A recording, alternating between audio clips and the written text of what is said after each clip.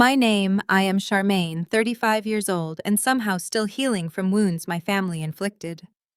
As a successful software developer, I escaped their toxicity, but maintained occasional contact. Last Sunday, they invited me to an upscale brunch to catch up. Between mimosas and avocado toast, my mother leaned forward, smirking. "You know, Charmaine, you are lucky we even include you. Pity goes a long way." I simply sipped my coffee and smiled. That night, I logged in, disabled every family credit account, and emailed my lawyer about selling the cabin. Before I continue this story, let me know where you are watching from in the comments below. Hit like and subscribe if you have ever had to stand up to family who underestimated your worth. Growing up in Fairfield, Connecticut meant privilege to outsiders. But inside our sprawling colonial home, emotional coldness permeated every corner. Our four-bedroom house with its manicured lawn and heated swimming pool was a fortress of expectations I could never quite meet. My childhood bedroom, painted pale blue at my mother Elaine's insistence, despite my preference for green, became my sanctuary in prison. From elementary school through high school, I maintained straight as joined honor societies and exhausted myself trying to win a single word of genuine praise. But none of my achievements ever mattered because I was not my younger brother Trey. That brunch was merely the appetizer for the true breaking point, which arrived just a few nights later. My father, James, had summoned the entire family to an exclusive $200 a plate steakhouse in downtown Atlanta to celebrate Trey. We had all relocated down south years ago, trading Connecticut colonials for Atlanta high-rises, but the toxic family dynamics had traveled right alongside us. I sat at the end of a long mahogany table, the heavy scent of seared ribeye and expensive red wine filling the private dining room. I wore a simple black dress and a pair of sensible flats. I have always preferred to keep a low profile. My family mistook my modesty for failure. They assumed my career as a software developer was just some mid-level IT job. They had no idea that I was a silent partner in an aggressive venture capital firm, and they certainly had no idea that I was the phantom bankrolling my brother's entire life. Trey sat at the head of the table wearing a tailored velvet tuxedo jacket that cost more than my first car. Next to him was his wife, Vanessa. Vanessa was the quintessential fake influencer. She carried a bright orange designer handbag that she made sure was perfectly angled toward the ambient lighting for her social media photos. She spent the entire first hour of the dinner looking down her nose at me, whispering to my mother Elaine, and letting out these sharp, condescending giggles. Then came the moment that sealed their fate. My father clinked his crystal glass with a silver spoon. The table fell silent. James stood up, his chest puffed out with absolute pride. He smoothed his expensive tie and looked at Trey with the kind of pure, unadulterated adoration I had craved my entire childhood. "Let us raise a glass!" My father boomed, his voice echoing off the wood-paneled walls. To Trey, a true self-made man, a shining example of Black excellence. In just 2 years, he has built his luxury car rental business, Trey's Elite, entirely from scratch. He did it without any handouts, without any shortcuts, and without asking anyone for a single dime. Elaine clapped her hands together, her diamond rings flashing in the light. She looked over at me with a smug, razor-sharp smile. "Take notes, Charmaine," she said loudly enough for the waiter pouring water to hear. "This is what real ambition looks like. Maybe if you applied yourself, you could trade in that beat-up old sedan of yours and actually make something of your life." Vanessa chimed in right on cue. "Oh, leave her alone, Elaine. Not everyone is built for the high life. Some people are just destined to be regular workers." I did not argue. I did not raise my voice. I did not even frown. I simply took a slow, deliberate sip of my sparkling water. The irony was so thick it was almost suffocating. Trey's Elite was nothing but a hollow shell.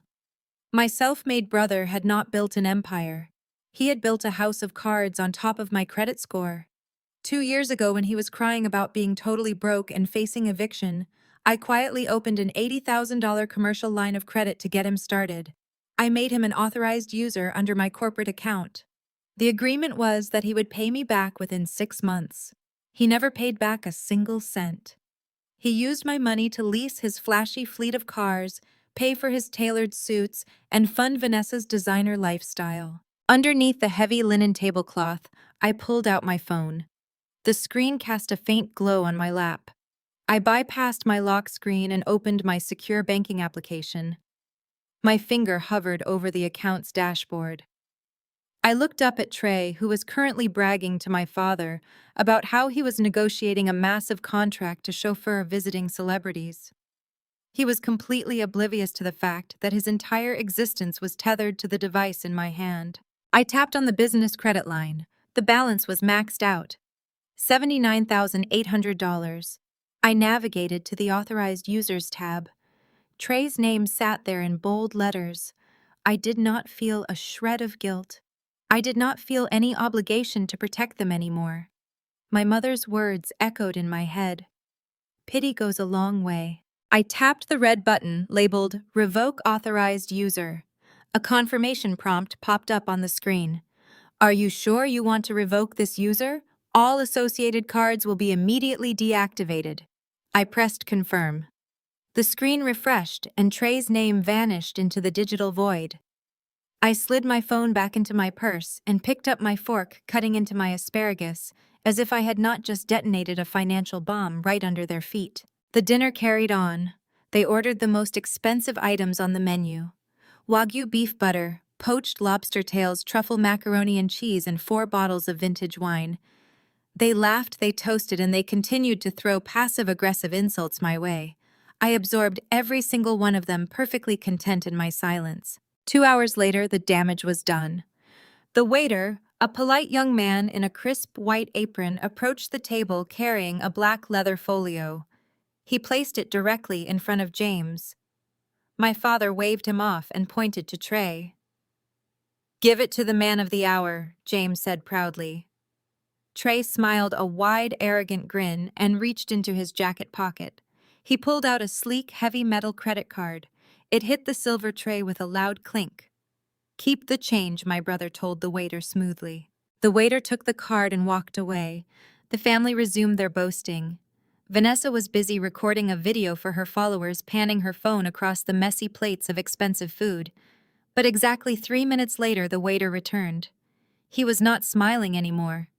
He leaned down and whispered something quietly into Trey's ear. Trey's confident expression faltered.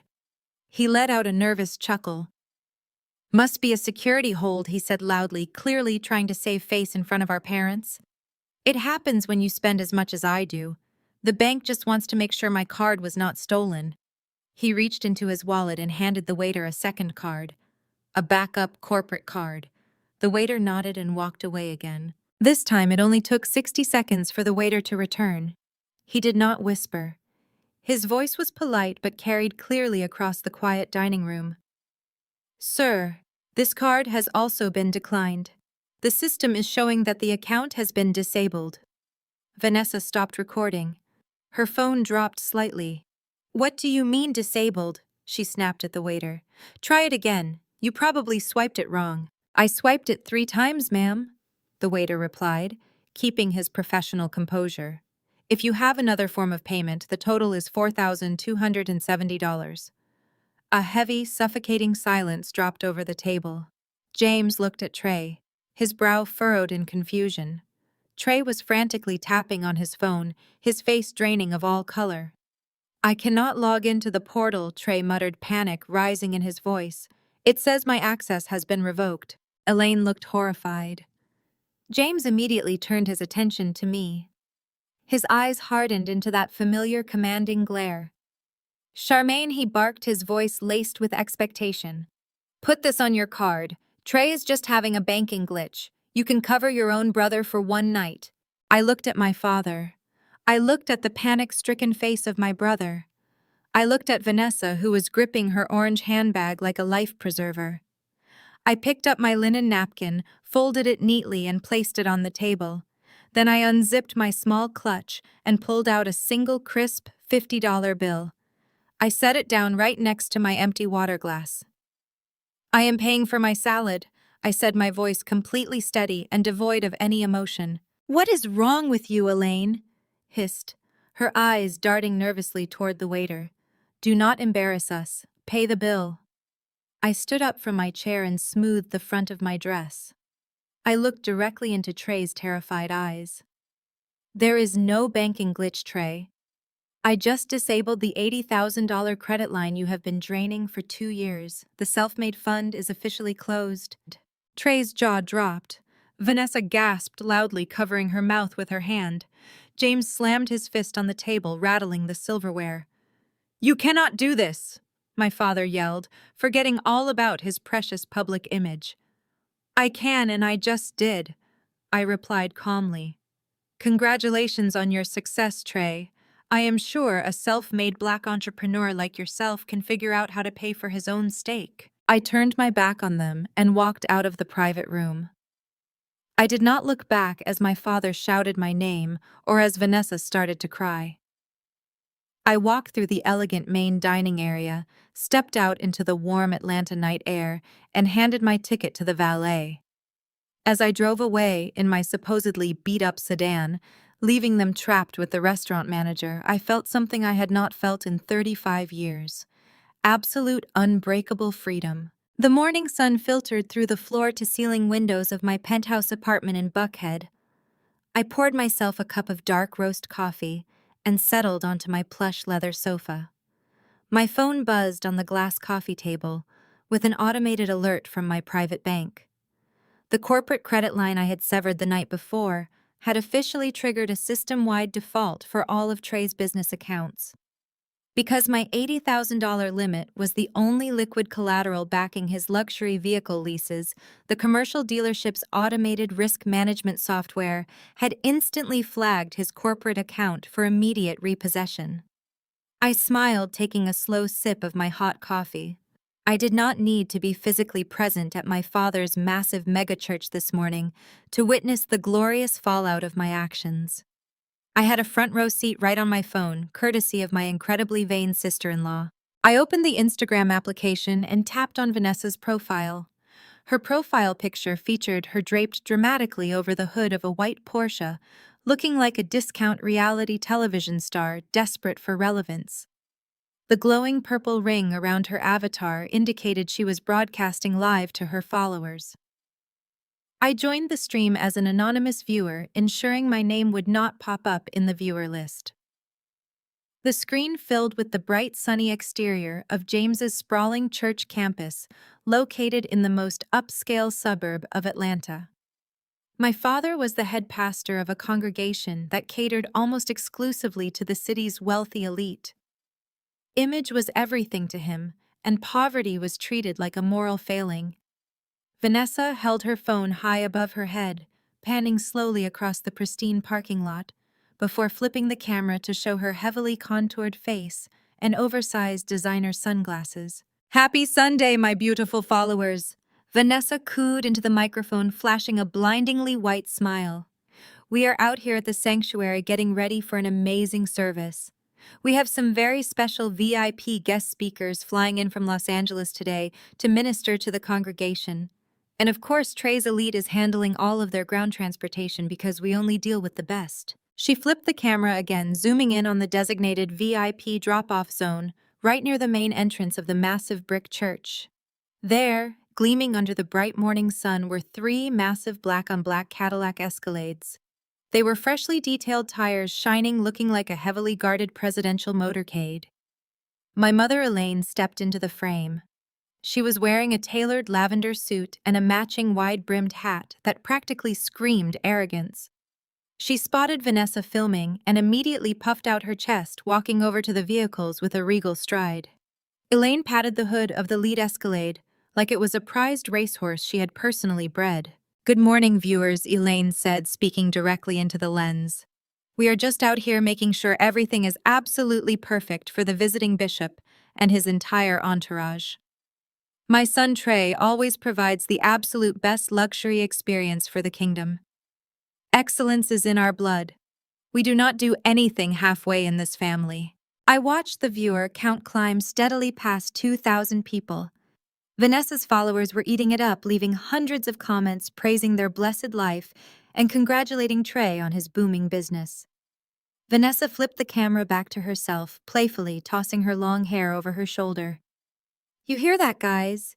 When you work hard and build your own empire from the ground up, the financial blessings just overflow. No handouts, just pure hustle and grind. Support Black-owned businesses, y'all. I checked my heavy gold wristwatch. It was exactly 9:45 in the morning. Service was scheduled to let out in exactly 15 minutes, which meant the massive congregation would be pouring out into the courtyard just in time for the main event. I took another sip of my coffee, kicked my feet up onto the table, and watched the digital screen intently. Suddenly, the serene background noise of pleasant church chatter and distant choir music was completely interrupted by a loud, heavy mechanical rumbling. Vanessa frowned, looking quickly over her shoulder. The camera shook slightly as she adjusted her grip on the phone. "What is that horrible noise?" she muttered, taking a few steps away from the parked Escalades. Into the frame rolled a massive heavy-duty commercial tow truck. It was painted bright yellow and covered in scratches, standing out like a massive sore thumb against the manicured green lawns and shiny luxury vehicles of the church parking lot. But it was not alone. Right behind it came a second massive tow truck, and then a third.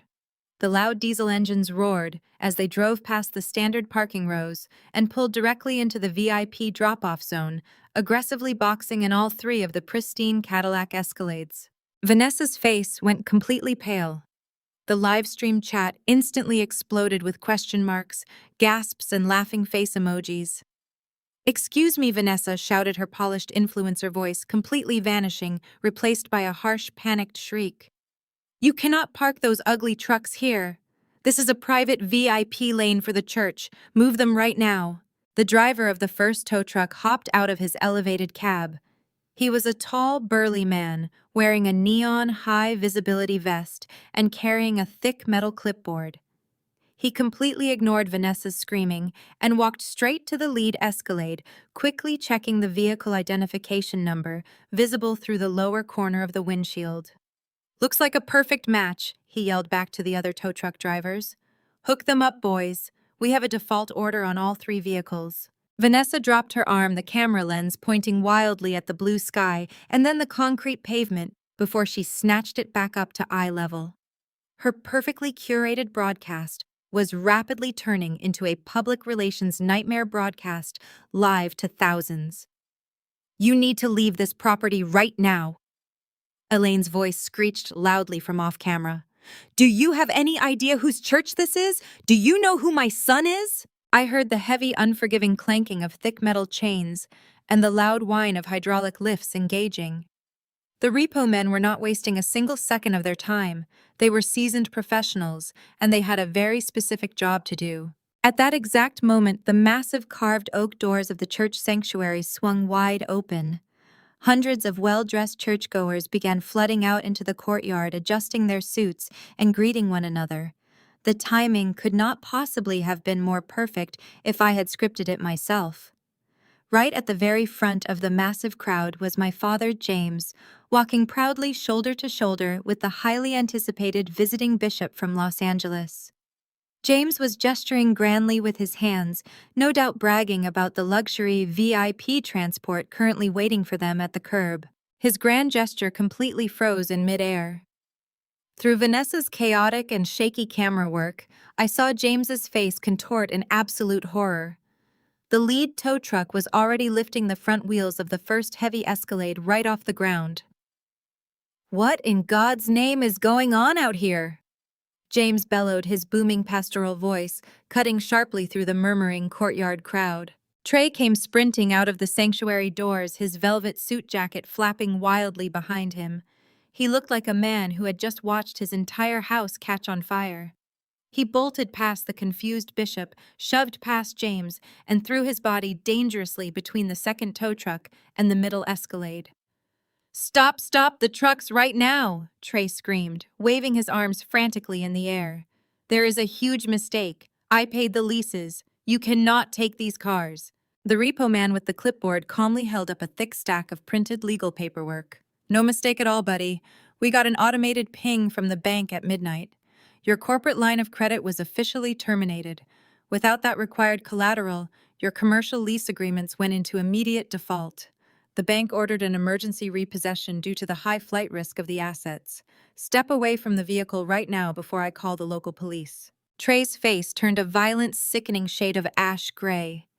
He looked around wildly like a trapped animal. The entire congregation was watching the spectacle in stunned silence.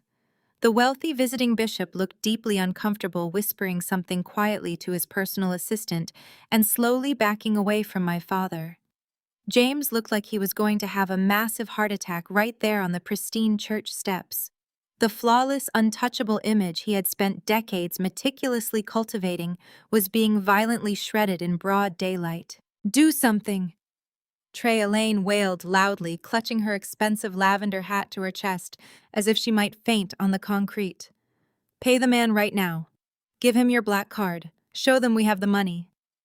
"I tried," Trey yelled back at her, his voice cracking violently with absolute panic. "The cards are blocked. All of them are completely declined." Charmaine cut me off. The sudden mention of my name made Elaine gasp loudly. James's eyes widened in shock, the crushing reality of last night's dinner finally crashing down on his shoulders. They had assumed I was bluffing at the steakhouse. They had assumed I would eventually cave and turn the money back on this morning because I had spent my entire life craving their basic approval. They had severely underestimated exactly how much their relentless cruelty had cured me of that pathetic desire. Vanessa's live stream was still running, capturing every single humiliating second of the ordeal. The comments were scrolling so incredibly fast, they were just a blurry white block of text. People were eagerly tagging local Atlanta gossip blogs. Mentions of viral video sites were popping up repeatedly. Vanessa finally looked down at her digital screen, realizing with sheer horror that thousands of strangers were watching her husband get publicly stripped of his fake luxury empire. "Turn it off!" Trey screamed aggressively at his wife, finally noticing the glowing ring light attached to her expensive phone case. "Turn that stupid phone off right now." Vanessa fumbled clumsily with the screen, her long acrylic nails clicking frantically against the thick glass. The camera view spun wildly out of control, capturing one last chaotic shot of a black Escalade being hoisted unceremoniously into the air before the feed abruptly cut to black. "The broadcast has ended," the screen read in stark white letters. I locked my phone and tossed it casually onto the sofa cushion next to me. The heavy silence in my apartment was deeply and profoundly satisfying. The so-called self-made man had just been completely unmade in front of his entire world. And this spectacular public humiliation was only the very first wave of consequences they were going to face. What they did not know, and what they were about to find out the hard way, was that Trey's financial rot went much deeper than a few bounced luxury car leases. He had made a desperate, catastrophic choice to keep his fake business afloat, and the legal evidence of that terrible choice was currently sitting in a heavily encrypted file on my personal laptop. I finished the rest of my coffee, savoring the rich, dark flavor on my tongue. It was going to be a very busy and highly entertaining week. By Monday morning, the smear campaign was in full swing. Vanessa had wasted absolutely no time weaponizing her social media following to control the narrative. I woke up to dozens of notifications from well-meaning friends who had forwarded me her latest Instagram live broadcast. She had completely dropped the glamorous influencer persona from the day before. Instead, she was sitting on the floor of her walk-in closet, wearing an oversized gray hoodie and no makeup. She was actively squeezing out fake tears, dabbing at her dry eyes with a crumpled tissue. She had titled the video "The Pain of Toxic Family and the Attack on Black Excellence." I sat at my kitchen island sipping a fresh cup of coffee and watched her performance with morbid fascination. "Y'all, my heart is just completely broken today," Vanessa whimpered into the camera, her voice trembling with perfectly rehearsed fragility. "I never wanted to bring private family business onto the internet, but I have to speak my truth. Yesterday at church we were attacked. And the worst part is the attack came from inside our own family. My husband Trey is a hardworking, self-made black man. He has sacrificed everything to build a legitimate empire. But his older sister has always been deeply jealous of his success. She is a miserable, lonely woman who cannot stand to see her younger brother thriving." She paused to let out a dramatic sigh, glancing at the scrolling comments to ensure her audience was eating it up. Because she is single and unhappy, She decided to sabotage his business accounts right before our biggest VIP contract of the year. Vanessa continued her tone, shifting from sad to righteously angry. She used her connections to freeze his assets illegally, just to embarrass him in front of our entire congregation. It is that classic crabs in a barrel mentality. You try to build generational wealth, and your own flesh and blood tries to drag you back down. Please pray for my husband. He is devastated. The comments under the video were a cesspool of misplaced sympathy and aggressive outrage. Strangers were calling me a bitter spinster, a toxic hazard, and a disgrace to the culture. They were praising Trey as a king who did not deserve such betrayal. Vanessa was soaking up every single drop of validation, carefully building a protective shield of public opinion around their impending financial ruin. But the public performance was only half of their strategy. The private assault was happening simultaneously in my text messages. My mother, Elaine, had taken it upon herself to mobilize the entire extended family against me. She had created a brand new group chat, intentionally adding me so I could see every horrible thing being said. Elaine fired off paragraph after paragraph of blistering guilt trips. "You have humiliated this family in the house of the Lord," she wrote, her words practically screaming through the screen. "Your father had to apologize to the visiting bishop. You are a spiteful, hateful girl.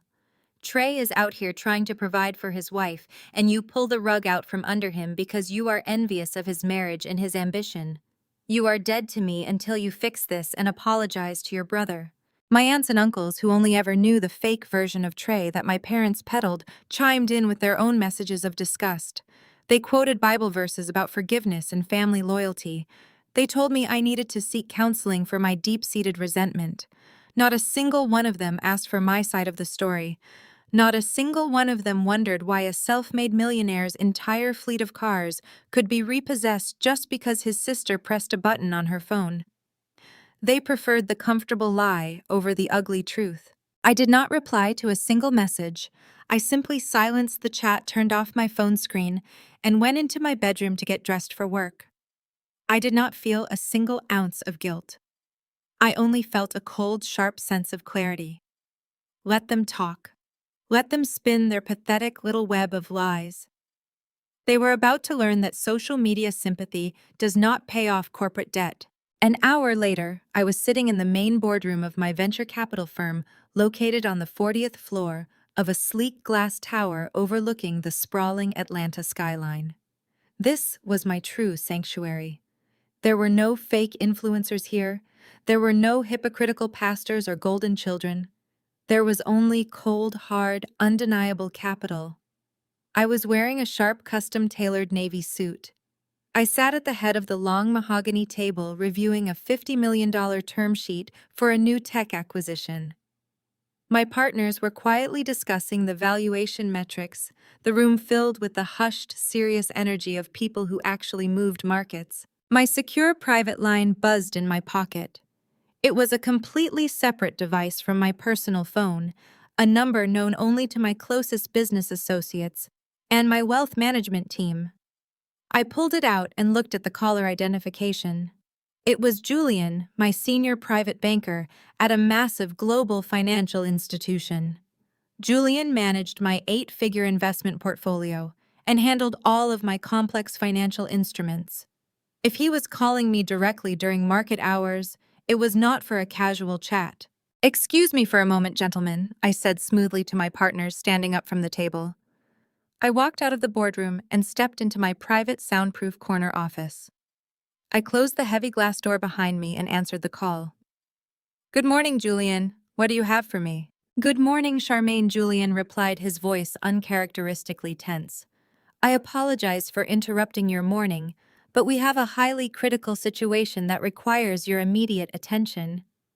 My fraud detection team just flagged a massive anomaly on your personal credit profile." I walked over to the floor-to-ceiling window, looking down at the tiny cars navigating the city streets below. "Explain," I said calmly. At approximately 6 o'clock this morning, a commercial bridge loan was forcefully pushed through a secondary shadow lending network. Julian explained, his words clipped and precise. The loan is for exactly $250,000. The originating entity is Trey's Elite Luxury Rentals. However, because the business has zero liquid assets and a newly registered default status, the lender required a high net worth guarantor to secure the funds. I felt a sudden icy chill drop into the pit of my stomach. The puzzle pieces rapidly snapped together in my mind. Trey was desperate. When the repo trucks showed up at the church yesterday, he realized his entire fraudulent life was collapsing. He needed a massive injection of cash immediately to pay off the commercial leases and get those cars back before his fake empire crumbled completely. But no reputable bank would ever lend money to a business with his catastrophic financial history. So he went to a predatory shadow lender. A desperate, unregulated loan shark operating disguised as a corporate entity. Are you telling me my brother listed me as the guarantor on a $250,000 predatory loan? I asked, my voice dropping to a dangerous whisper. Worse, Julian said grimly. He did not just list you, he signed for you. The loan was electronically executed and funded almost instantly because it was secured against your pristine credit rating and verified global assets. The interest rate is a predatory 35%. I have already locked down all of your primary accounts to prevent any direct capital drain, but the legal contract is fully registered in the federal banking system. Charmaine, somebody forged your signature on a legally binding financial instrument. Send me the documents right now, I demanded. I just sent the encrypted file to your private server, Julian confirmed. Do you want me to initiate a federal fraud protocol? This is a severe criminal offense. I walked over to my desk, my heels clicking sharply against the hardwood floor. I opened my laptop, bypassed the biometric security scan, and accessed my private server. The file from Julian was sitting right at the top of my inbox. I downloaded the heavy PDF document and opened it. My eyes scanned past the dense legal jargon, the exorbitant interest rates, and the brutal default penalties. I scrolled directly to the final page of the contract. There it was, my name, Charmaine Wilson, printed boldly on the guarantor line, and right below it, an electronic signature. It was not a bad forgery. In fact, it was a near-perfect digital replication of my actual handwriting. I stared at the screen, my mind racing back through years of financial interactions with my family. Then I realized exactly how he had done it. 3 years ago, when Trey was first trying to register his limited liability company, I had physically signed a character reference document for his state business license. He had kept that original document, scanned it in high resolution, and digitally traced my exact signature to paste onto this fraudulent loan agreement. He had stolen my identity. He had risked my immaculate professional reputation, my credit, and my livelihood, all to save his pathetic rental car facade. Charmaine, Julian's voice came through the phone, pulling me back to the present. How do you want to proceed? We can have the authorities at his doorstep within the hour. This is federal wire fraud and aggravated identity theft. He is looking at a mandatory minimum sentence in federal prison if we escalate this to the authorities immediately. I stared at the forged signature on my screen. The sheer audacity of his betrayal was staggering. While his wife was crying on the internet about my supposed jealousy, and my mother was texting me hateful insults about family loyalty, the self-made golden child had actively committed a federal felony against me. He had escalated this from a petty family dispute into a massive high-stakes criminal conspiracy. No, I said quietly, a slow, predatory smile spreading across my face. Do not call the authorities just yet, Julian. Julian sounded surprised. Charmaine, you cannot let this stand. If he defaults on this loan, they will come after your liquid assets. He will default, I replied smoothly, closing the laptop screen with a soft click, because he has absolutely no idea how to generate real revenue. But we are not going to let a random shadow lender collect the debt, and we are not going to let the police arrest him just yet. That would be far too easy. He wants to play the big-shot businessman. He wants to pretend he is an untouchable mogul. Then we will treat him like one. I want you to contact the shadow lender who originated this fraudulent loan. What exactly are you planning? Julian asked, his tone shifting from professional concern to intense curiosity. I am a venture capitalist, Julian. I specialize in hostile takeovers and distressed debt acquisitions. I said, leaning back in my leather chair, staring out at the city I had quietly conquered. I want my firm to buy this exact loan off the secondary market through a blind shell corporation. Buy the debt in full. I want to be the sole legal owner of my brother's financial soul. Set it up immediately. We are going to let him dig his own grave, and then I am going to buy the cemetery. I left my office without saying another word to my partners. The drive from my downtown high-rise to my parents' sprawling suburban estate usually took 40 minutes, but today, the heavy traffic on the interstate felt entirely non-existent. My hands gripped the leather steering wheel of my sedan. On the passenger seat next to me sat a thick manila envelope containing the freshly printed copies of the forged loan documents. I had specifically requested Julian to print them on heavy, high-quality legal paper so the weight of Trey's crime would be physically tangible. When I pulled into the wide circular driveway of my parents' house, the sheer scale of their hypocrisy was on full display. The perfectly manicured lawn, the towering marble columns framing the front door, the massive fountain bubbling peacefully in the center of the driveway. It all looked like a picture of holy perfection. But inside, I knew it was rotting from the core. I did not bother to ring the doorbell. I unlocked the heavy mahogany front door with the spare key I still kept on my ring and pushed it open. The house was quiet, save for the faint sound of a television playing a daytime talk show in the distance. I walked purposefully through the grand foyer, my heels echoing sharply against the imported Italian marble floors. "Mom! Dad!" I called out, my voice ringing through the massive house. "I am in the kitchen." I found them sitting at the massive granite kitchen island. Elaine was sipping a cup of herbal tea while aggressively typing on her phone, undoubtedly sending more hateful messages to our extended family about my supposedly toxic behavior. James was reading a religious commentary book, his reading glasses perched near the end of his nose. They both looked up as I entered, their expressions immediately souring. "What are you doing here?" Elaine snapped, placing her phone face down on the counter. "Did you finally come to your senses? Are you here to apologize for the absolute disaster you caused at church yesterday?" I walked directly up to the kitchen island. I did not say a word.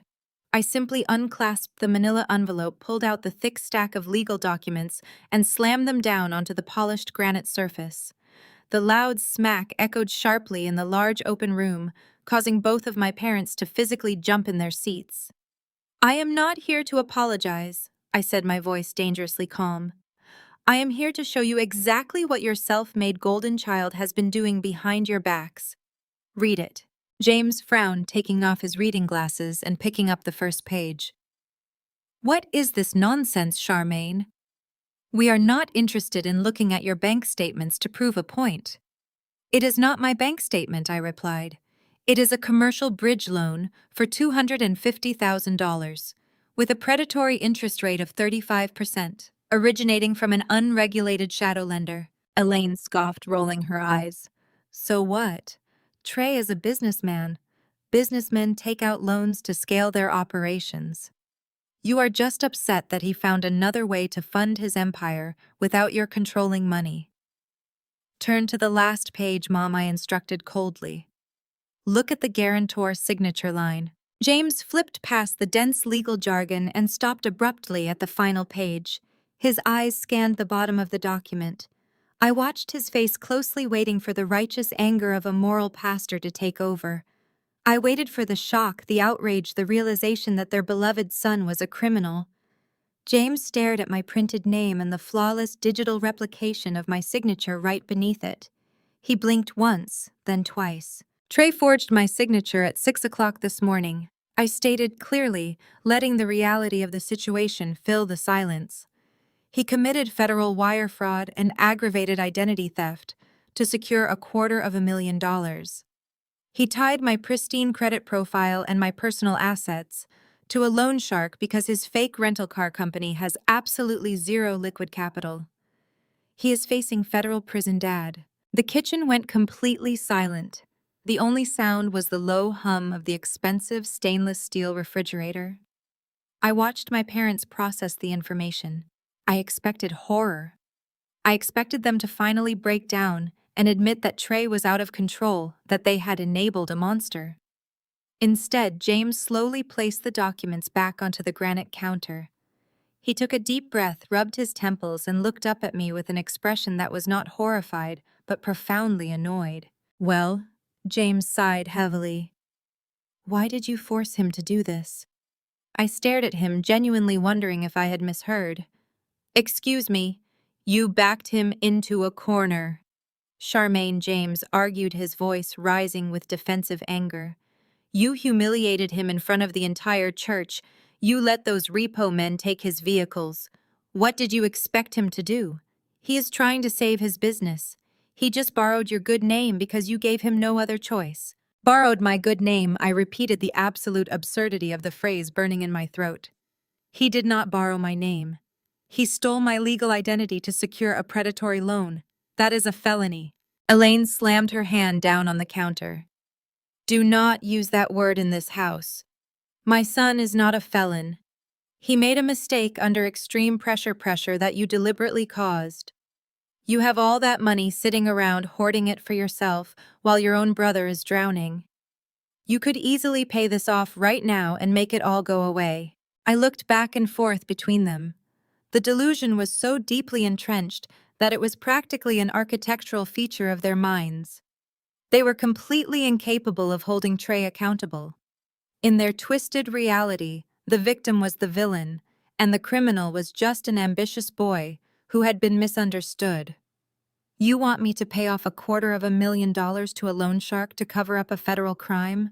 I asked, my voice deadly quiet. "You owe him that much after what you did yesterday," Elaine yelled, tears of manipulative anger suddenly welling up in her eyes. "How can you be so heartless? Do you know what the justice system does to young black men in this country? Do you want to see your own flesh and blood locked in a cage? You want to see him ruined by the system just so you can feel superior? You are a monster. He ruined himself." I shot back, finally letting a fraction of my anger bleed into my voice. The system did not forge my signature. The system did not lease cars he could not afford. The system did not lie to his family, his church, and his wife about being a millionaire. Trey did that, and you two stood by and applauded him while he did it. James stood up from his tall bar stool, drawing himself up to his full height. He used the exact same intimidating posture he used behind the pulpit when he wanted to command total obedience from his congregation. "We are not going to stand here and point fingers," he declared authoritatively. "The money is already in his account. The loan is active. What is done is done.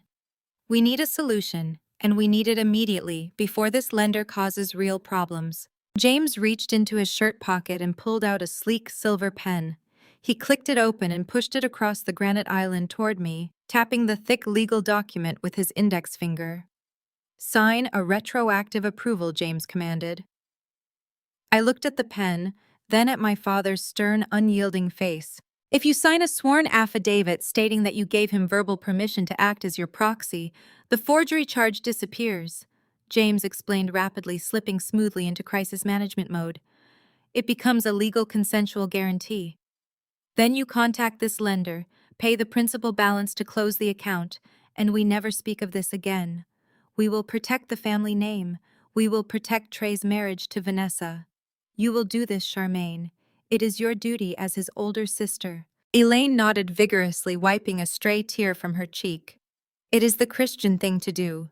Forgive him, fix it, and move on." I stared at the silver pen lying on the counter.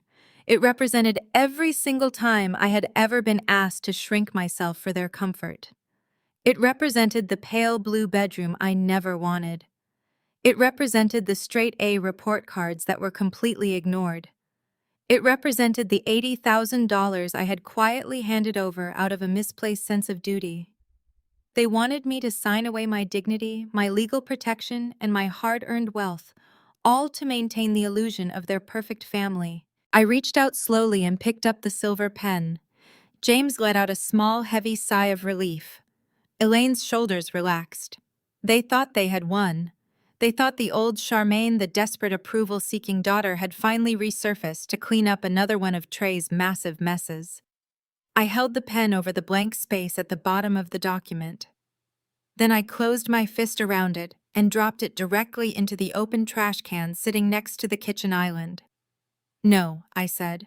James's face flushed with immediate fury. "What did you just do?" "Pick that pen up right now and sign that paper."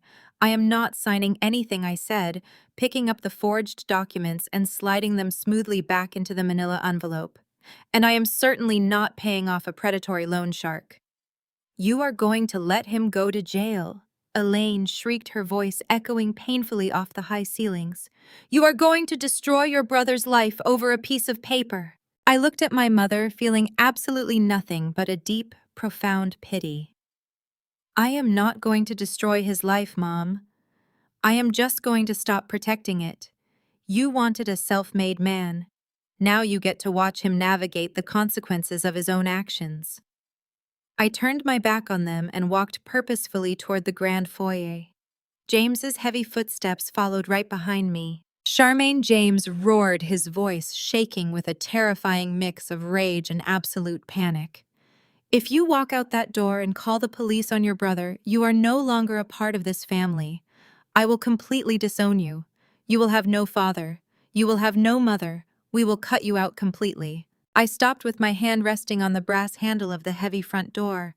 I turned my head slightly, looking over my shoulder at the man who had spent his entire life prioritizing his ego over his own daughter.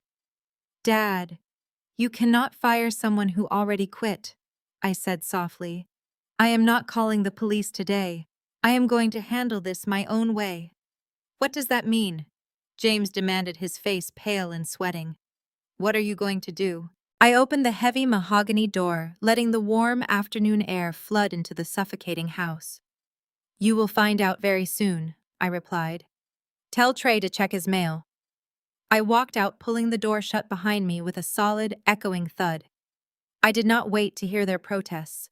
I walked down the wide driveway, got back into my sedan, and pulled out onto the quiet suburban street.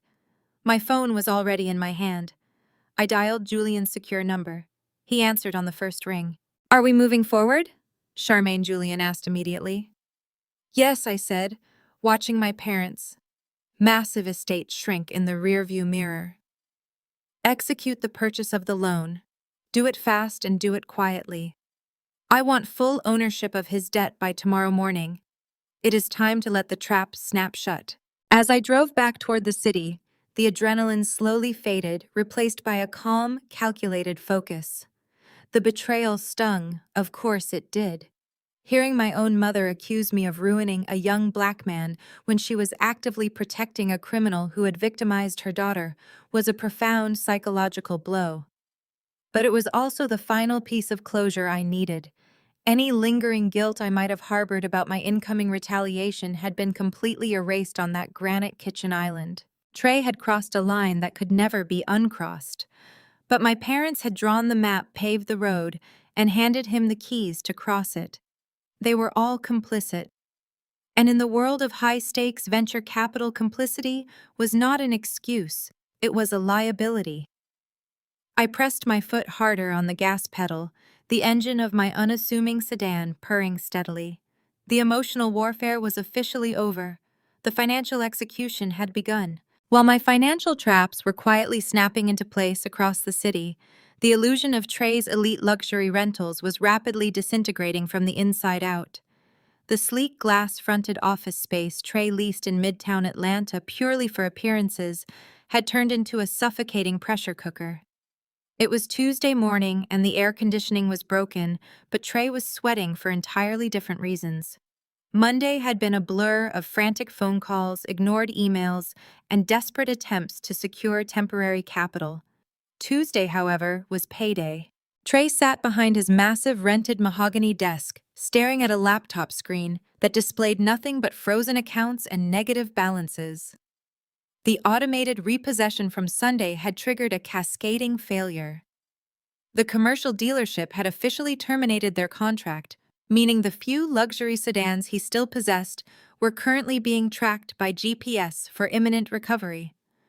But the immediate crisis standing right outside his frosted glass office door was much more volatile than any bank. His drivers, four heavily built men dressed in the sharp black suits Trey mandated for his VIP chauffeurs, pushed open the office door without knocking. Leading the group was a veteran driver named Andre, a man who did not tolerate disrespect and certainly did not tolerate missing paychecks. Andre slapped a folded invoice directly onto Trey's desk. The sharp smack made Trey physically flinch. "We are done waiting," Andre said, his deep voice leaving zero room for negotiation. "It is Tuesday at noon. My direct deposit was supposed to hit at midnight. The other guys have not seen a single cent either.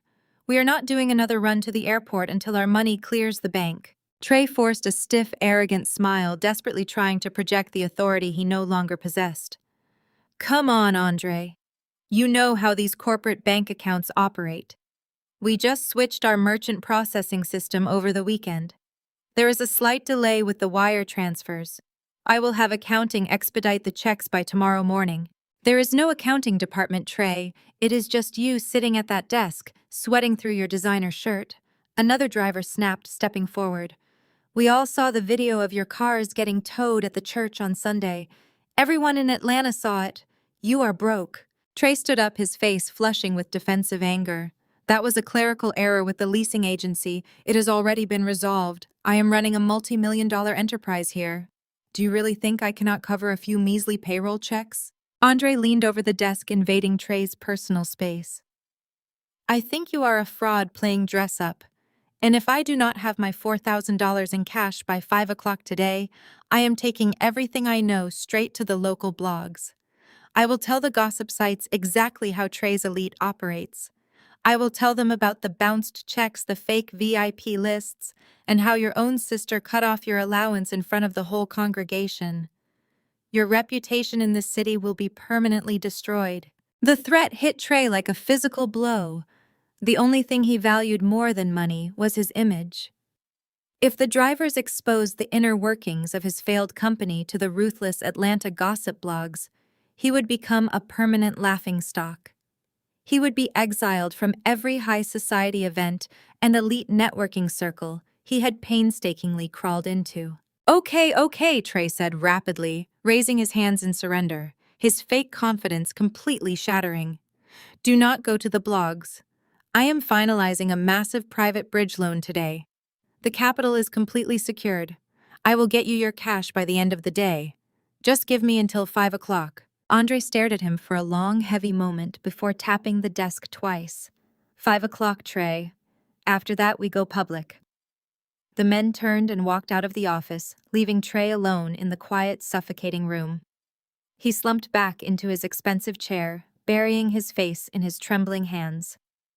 He had secured the fraudulent $250,000 loan by stealing my identity, but that money had instantly been swallowed by aggressive private lenders he already owed.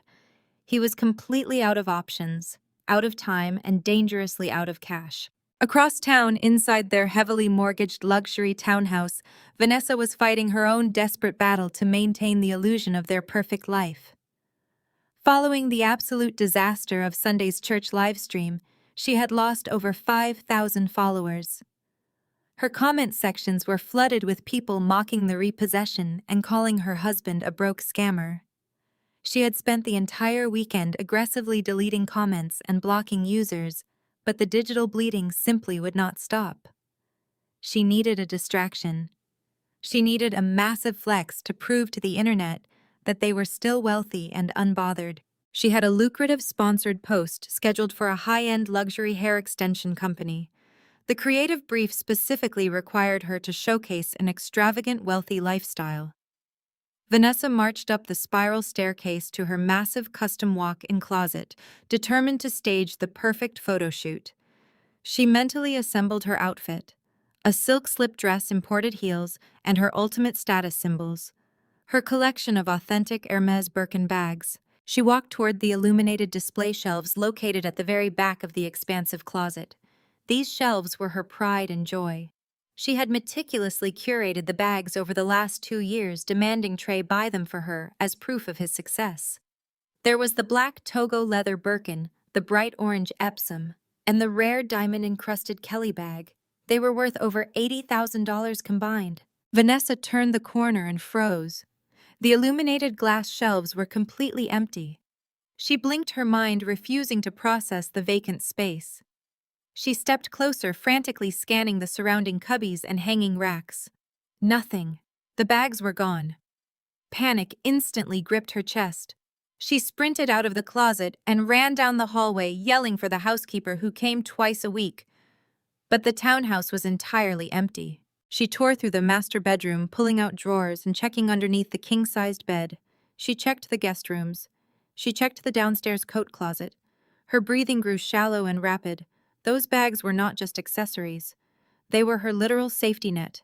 In the back of her mind, she had always known that if Trey's house of cards ever collapsed, she could liquidate those bags and maintain her lifestyle for months. Without them, she was just as broke as he was. She pulled out her phone and furiously dialed Trey's number. It went straight to voicemail. She dialed again. Voicemail. She threw the phone onto the plush white sofa in the living room and began pacing the hardwood floor like a caged animal. Someone had broken in. That was the only logical explanation. Someone had bypassed the security system, ignored all the electronics and jewelry, and specifically targeted her prized designer bags. But as she paced the length of the grand foyer, a dark, sickening realization began to creep into her mind. There was no broken glass. The alarm system had not been triggered.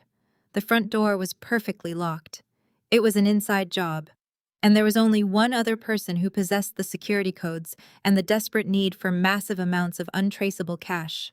At exactly 4 o'clock, the heavy mahogany front door unlocked and swung open. Trey stumbled into the foyer looking completely disheveled. His expensive velvet jacket was wrinkled, his tie was loosened, and his eyes were bloodshot from severe stress. He had spent the last 4 hours driving around the city, begging former business associates for short-term loans, and being universally rejected. The news of his public repossession had spread through the Atlanta elite like wildfire. Nobody wanted anything to do with him. Vanessa was standing at the bottom of the grand staircase, her arms crossed tightly over her chest, vibrating with pure rage. "Where are they?" she demanded, her voice echoing sharply against the high ceilings. Trey stopped in his tracks, looking up at her with a blank, exhausted expression. "Where are what, Vanessa? I am having the worst day of my life. I cannot deal with your complaints right now." "Do not play stupid with me, Trey," she screamed, taking a threatening step forward. "My Birkins, the black Togo, the orange Epsom, and the Kelly. The shelves are completely empty. Where are my bags?" Trey's posture collapsed. He looked away, staring at the marble floor, completely incapable of meeting her furious gaze. The silence in the grand foyer was deafening. It was the confirmation she dreaded. Vanessa let out a sharp, hysterical laugh. "You took them. You actually stole from your own wife. Where did you put them, Trey? I had to do it." Trey exploded, his voice cracking with desperation. "I had no choice. After your stunt with the camera at the church, the aggressive private lenders I borrowed from called in my debts immediately. They threatened to break my legs, Vanessa. I needed untraceable cash, and I needed it fast. I took the bags to a high-end pawnbroker in Buckhead." "You pawned my Birkins!" Vanessa shrieked, her face contorting with absolute disgust. "Those bags were mine. They were my property. You had absolutely no right to touch them." "I bought them for you!" Trey yelled back, stepping toward her, his fragile ego trying to mount a pathetic defense. "With my money. I put a roof over your head. I fund your stupid influencer lifestyle. You are supposed to be my wife. You are supposed to support me when things get difficult." "With your money," Vanessa mocked viciously, stepping right into his face. "You do not have any money, Trey. You never had any money. You were living off your sister's credit cards like a little boy getting an allowance. You are a broke, pathetic fraud, and everyone in Atlanta knows it." "Shut up," Trey roared, his hands balling into tight fists at his sides. "I built an empire. I am a self-made entrepreneur. I just hit a rough patch." "You built a lie." Vanessa spat back, her eyes burning with cruel, unadulterated contempt. "And I am entirely done pretending. You think I stayed with you for your brilliant business mind? You think I put up with your arrogant, suffocating family because I loved you? I married you for the lifestyle. I married you because you promised me luxury status and security. You promised me I would never have to worry about a price tag again. But you are nothing but a fake. Trey stared at her, completely paralyzed. The words sliced right through his remaining armor, cutting straight into his deepest insecurities. The beautiful trophy wife he had paraded around the city as the ultimate symbol of his success had just confirmed his worst nightmare. She did not love him. She despised him. I am filing for divorce, Vanessa stated coldly, turning her back on him and walking toward the staircase. I am contacting the best lawyer in the city tomorrow morning.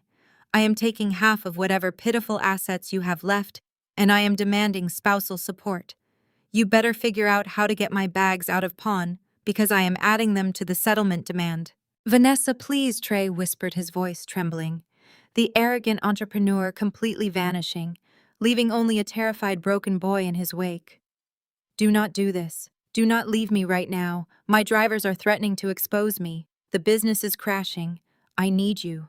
Vanessa paused on the first step.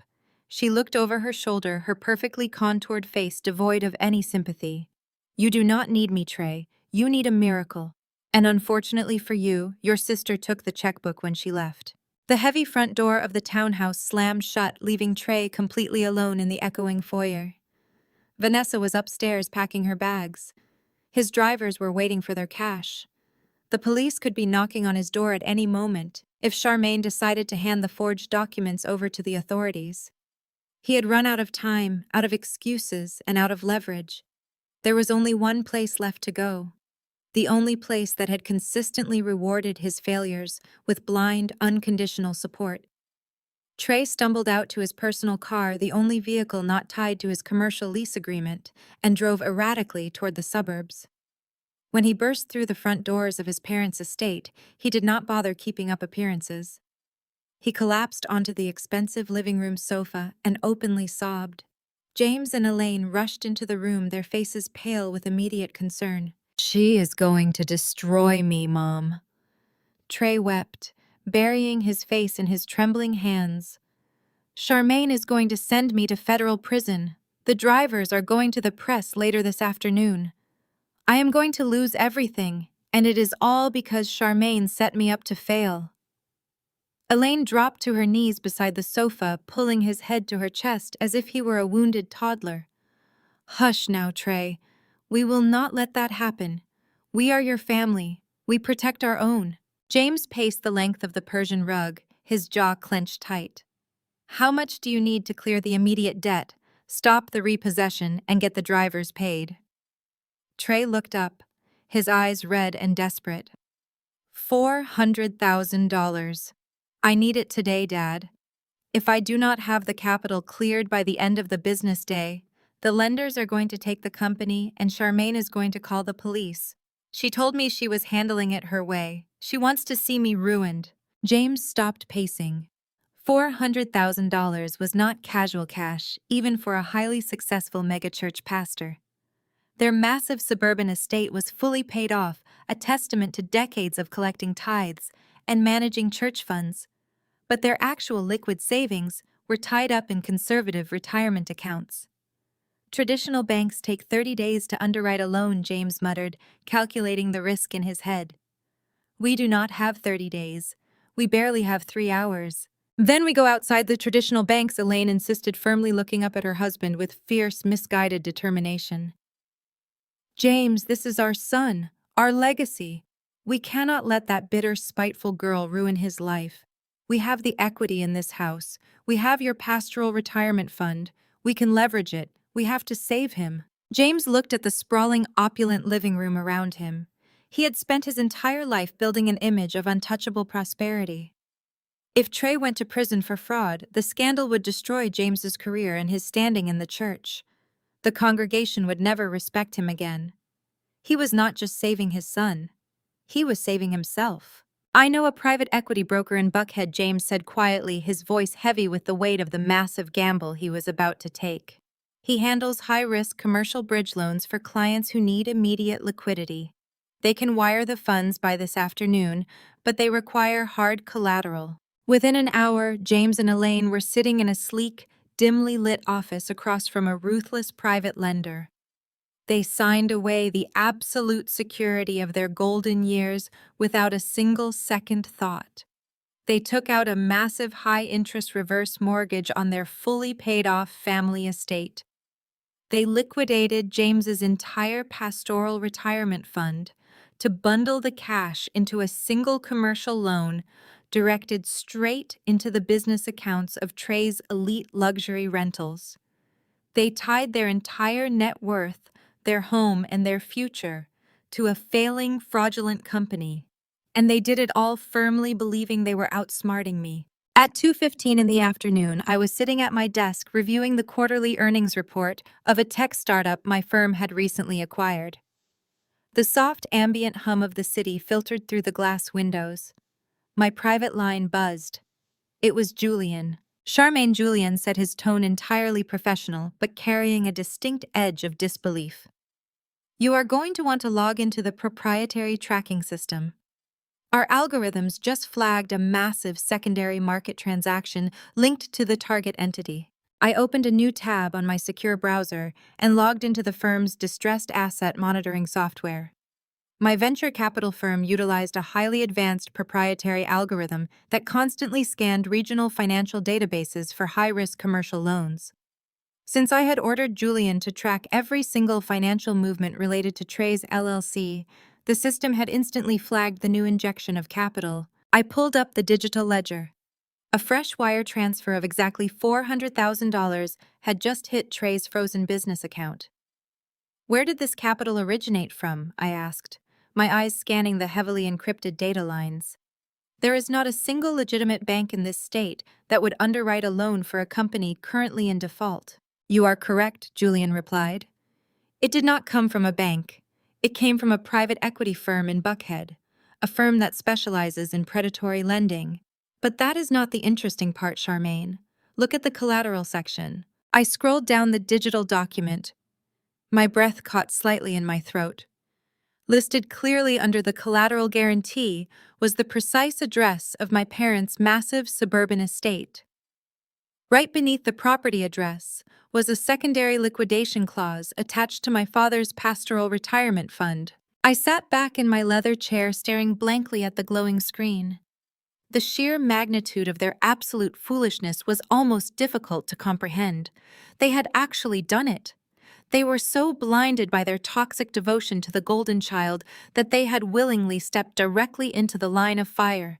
They had taken a fully paid-off multi-million-dollar property and leveraged it against a fake luxury car rental business run by a man who forged signatures to survive. They bet the house, I said softly, the reality of the situation washing over me. They bet everything, Julian confirmed. The terms of this commercial loan are absolutely brutal. The interest rate is exorbitant, and the default clauses are aggressive. If the business misses a single payment, the private equity firm has the legal right to seize the property and liquidate the retirement assets immediately. Charmaine, your parents just tied their entire financial existence to your brother's sinking ship. Are the funds clear? I asked, leaning forward, my mind rapidly calculating the next strategic move. The wire transfer is processing. Julian answered.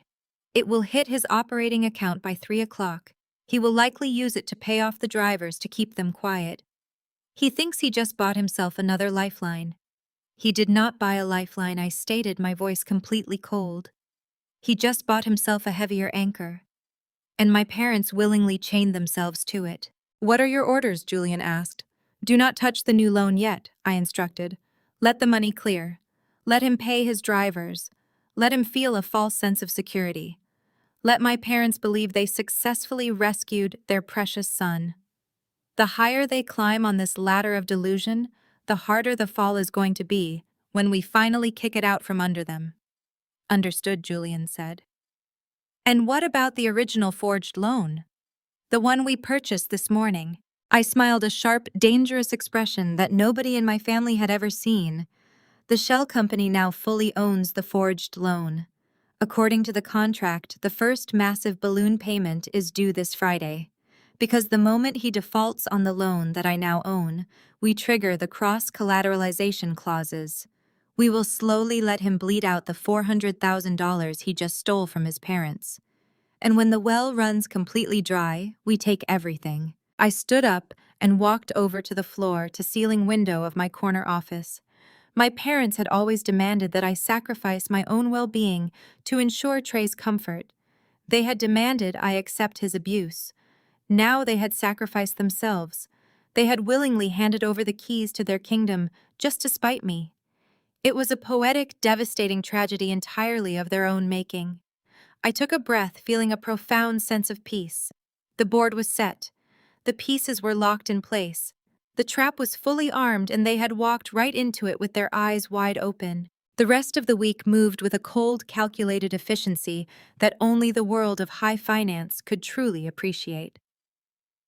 Wednesday morning, I called an emergency meeting with my firm's senior legal counsel. These were not local small-town attorneys. They were ruthless corporate strategists who specialized in navigating complex federal regulations and hostile asset acquisitions. We gathered in the main boardroom, the heavy mahogany doors locked from the inside. I stood at the head of the long table, the encrypted file containing the forged loan documents projected onto the large screen behind me.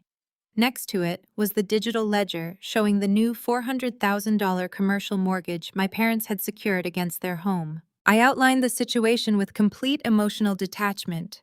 I explained the forgery. I detailed the predatory nature of the secondary loans. I mapped out the cross-collateralization clauses that tied the two debts together. My legal team listened intently, their expressions impassive, already mentally drafting the required contracts. So the brother committed federal wire fraud to secure the initial bridge loan. The lead attorney, a sharp woman named Sarah, summarized, tapping her expensive pen against her leather notebook. And the parents, entirely unaware of the forgery, leveraged their primary residence and retirement funds to inject a secondary wave of capital into the same failing commercial entity. Exactly, I confirmed. The brother is operating under the assumption that the new capital injection will save his business. The parents believe they are the heroes of this story. But they have effectively built a financial house of cards directly over a live landmine. And you want us to buy the detonator? Sarah said, a small, knowing smile playing at the corners of her mouth. I want to own the entire minefield, I corrected her. We are not reporting the forgery to the federal authorities today. If he goes to prison right now, the primary lender will simply write off the bad debt, and the secondary lender will foreclose on my parents' house. That is entirely too messy. I want complete control over the timeline and the execution. I want our primary shell corporation to execute a hostile acquisition of both debt portfolios immediately. Sarah nodded rapidly, taking notes. We can execute the purchase of the forged $250,000 loan by the end of the business day. Predatory lenders are always looking for quick liquidity. If we offer to buy the debt at a slight premium, they will transfer the paper without asking a single question. And the $400,000 commercial mortgage, I asked. That one is slightly more complex, but entirely manageable. Another attorney chimed in. Since it was issued as a high-risk, short-term commercial bridge loan rather than a traditional residential mortgage, it is perfectly legal to acquire it on the secondary market. We will approach the private equity firm in Buckhead through a blind trust. They will be thrilled to offload a high-risk asset so quickly. Do it, I ordered. I want both loans securely held under our control by Friday morning. Ensure all cross-collateralization and default clauses remain completely intact. When the trap springs, I want zero legal loopholes for them to escape through. The legal team moved with terrifying speed. Over the next 48 hours, my firm aggressively navigated the shadowy channels of the secondary lending market. By Thursday afternoon, the predatory loan shark who held Trey's forged contract had gladly accepted our premium buyout offer.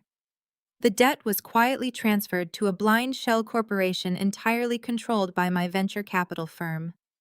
A few hours later, the private equity firm in Buckhead finalized the transfer of my parents' massive commercial mortgage. When Julian called me late Thursday evening to confirm that the paperwork was fully executed, a profound sense of power settled over me. It was a power completely distinct from the emotional manipulation my family had wielded over me for decades. This was absolute, undeniable, legally binding leverage. I sat alone in my dark apartment staring at the illuminated screen of my laptop. The digital files were safely locked in my secure server. The reality of the situation was staggering. For 35 years, I had been the outcast, the disappointment, the daughter who could never measure up to the golden child. My father had threatened to completely disown me. My mother had called me a monster. My sister-in-law had publicly branded me a jealous, toxic failure. But as of 9 o'clock on Thursday evening, I was legally their master. I was the primary creditor for their entire existence. The leased luxury vehicles that Trey paraded around the city, the midtown office space he rented purely for aesthetics, the sprawling suburban estate my parents prized above all else. James's entire pastoral retirement fund. It all belonged to me now.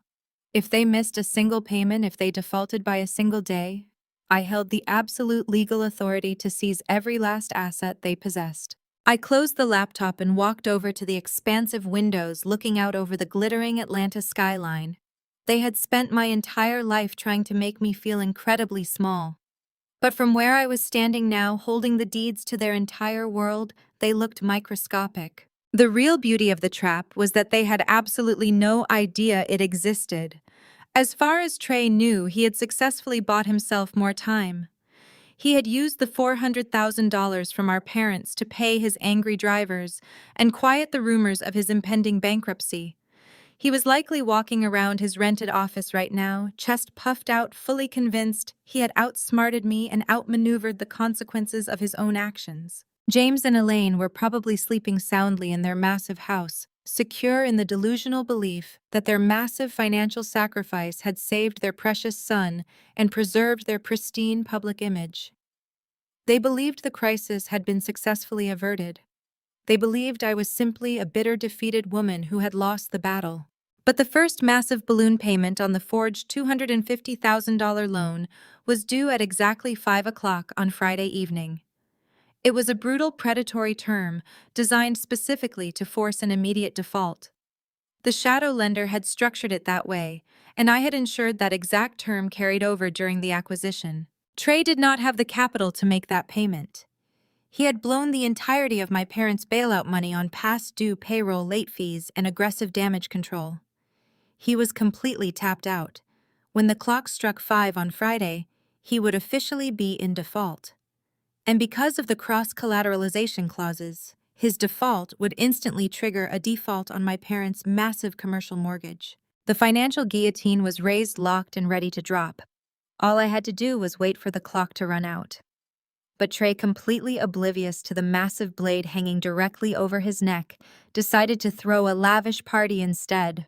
With $400,000 of my parents' retirement savings and home equity sitting freshly in his business account, Trey did exactly what a desperate narcissist always does when handed a lifeline. He doubled down on the extravagant delusion. He paid off the aggressive drivers on Tuesday afternoon, handing them thick stacks of cash to secure their silence and keep them away from the local gossip blogs. He immediately went back to the high-end pawn shop in Buckhead and retrieved Vanessa's prized designer bags, effectively pausing her aggressive divorce threats and bringing her back under his control. But instead of using the remaining capital to legitimately restructure his failing company, pay his overdue commercial leases, or save for his impending loan obligations, he immediately reverted to his obsessive need for public validation. He hired a premier Atlanta public relations agency. For a massive non-refundable fee of $30,000, this agency performed a very specific type of corporate magic. They aggressively scrubbed the internet of the negative comments surrounding Sunday's humiliating repossession video. They seeded local gossip blogs with sponsored articles, claiming the tow trucks were simply retrieving older lease vehicles for a routine corporate fleet upgrade. And most importantly, they outright purchased him a vanity accolade: the Atlanta Business Pioneer Award. It was a completely fabricated honor handed out at a lavish charity gala, where the winners were simply the highest bidders for VIP tables. To Trey, however, it was the ultimate shield against the crushing truth. He believed that if he stood on a stage wearing a velvet tuxedo and held a crystal trophy, his reality would somehow magically align with his lies. On Wednesday morning, a private courier arrived at the front reception desk of my venture capital firm. My assistant walked into my office carrying a thick, heavy envelope made of expensive black cardstock, sealed tightly with a gold wax stamp. I sliced it open with a silver letter opener. Inside was a VIP all-access pass to the Atlanta Business Pioneer Gala, scheduled for that very Saturday night at the most expensive luxury hotel in downtown Atlanta. Right on cue, my personal phone buzzed on my desk. It was a new voicemail from my mother, Elaine. I pressed play, putting the phone on speaker so the clear audio filled my quiet, expansive office. Charmaine Elaine's voice rang out, dripping with a sickening blend of smug satisfaction and artificial piety. "I know you received the gala invitation. Your father and I expect you to be there. We want you to come and see what real success looks like. Despite you trying your absolute hardest to ruin him, your brother has thrived. God honors the faithful, Charmaine." Trey stepped out on faith, and now he is being recognized as a pioneer in the city. You should come and take notes. Maybe seeing him shine will cure you of that bitter, toxic jealousy you hold on to. We will see you Saturday. I deleted the voicemail, a quiet, cold laugh escaping my lips. The absolute hubris of the woman was breathtaking.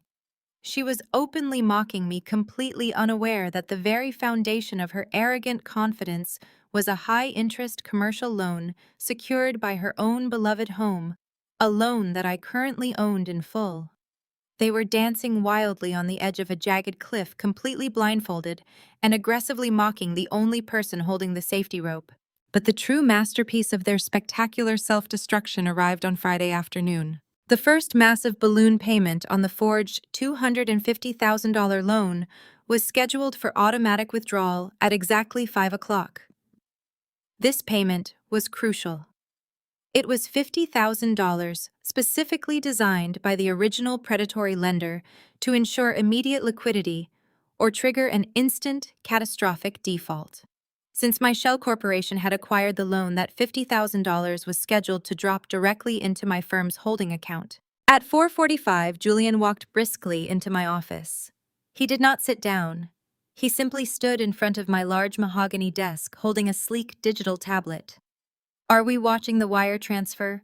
Julian asked, his eyes sharp and entirely focused on the impending deadline. I nodded, turning my large computer monitor so we could both clearly see the live banking ledger. "We have exactly 15 minutes.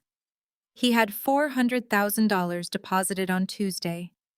Even after paying his drivers off, retrieving the pawned designer bags, and buying his fake corporate award, he should theoretically have enough liquid capital left to cover this initial $50,000 payment." Theoretically, Julian agreed smoothly.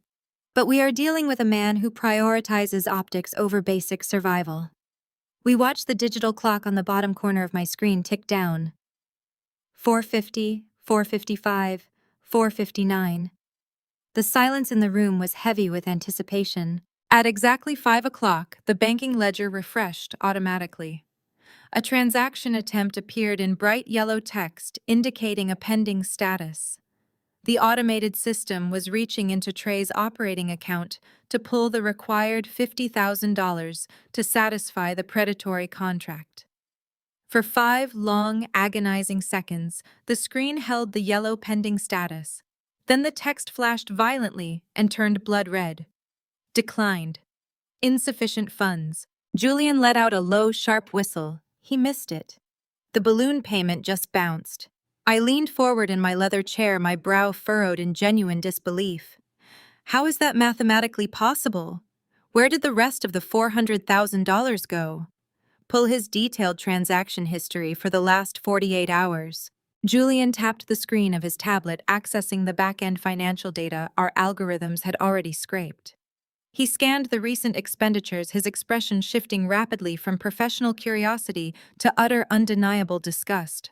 "You are not going to believe this," Charmaine, Julian said, shaking his head slowly.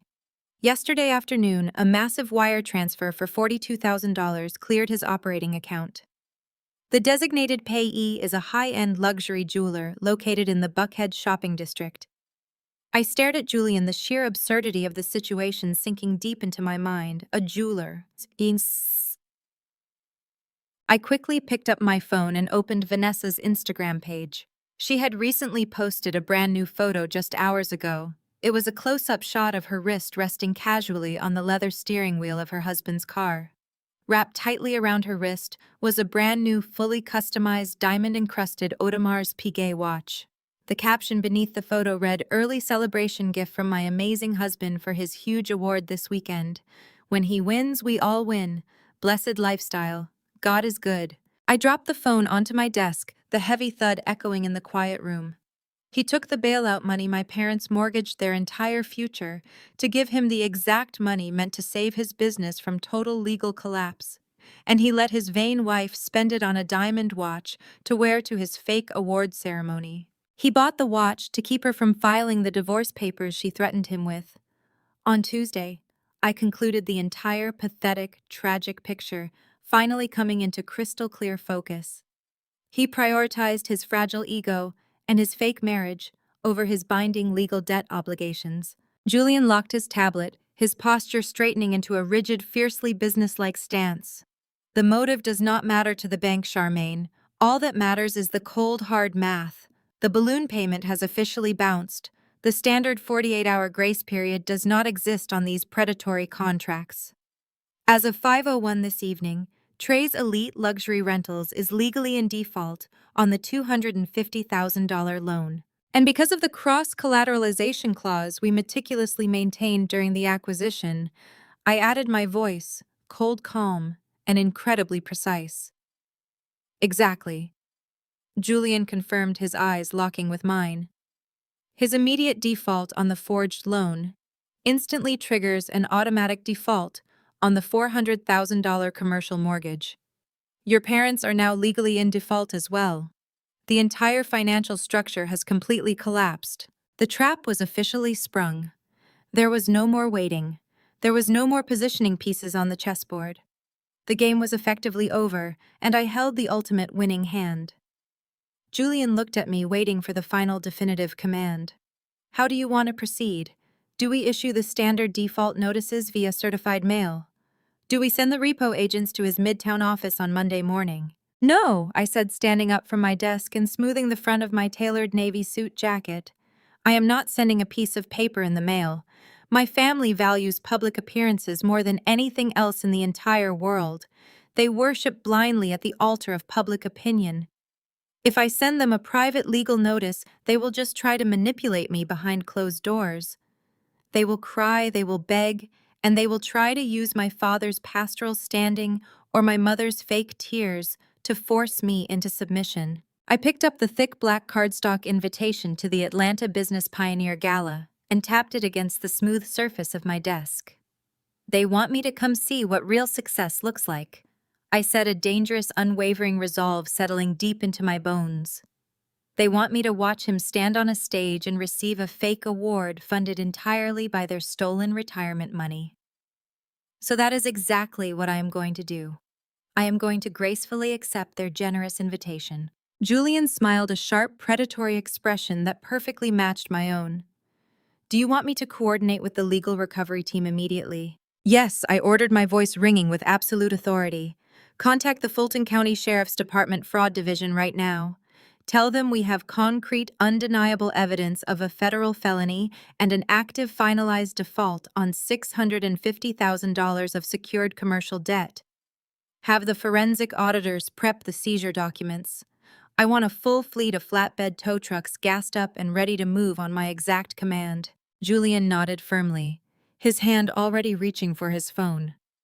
"And when exactly will you give the command?"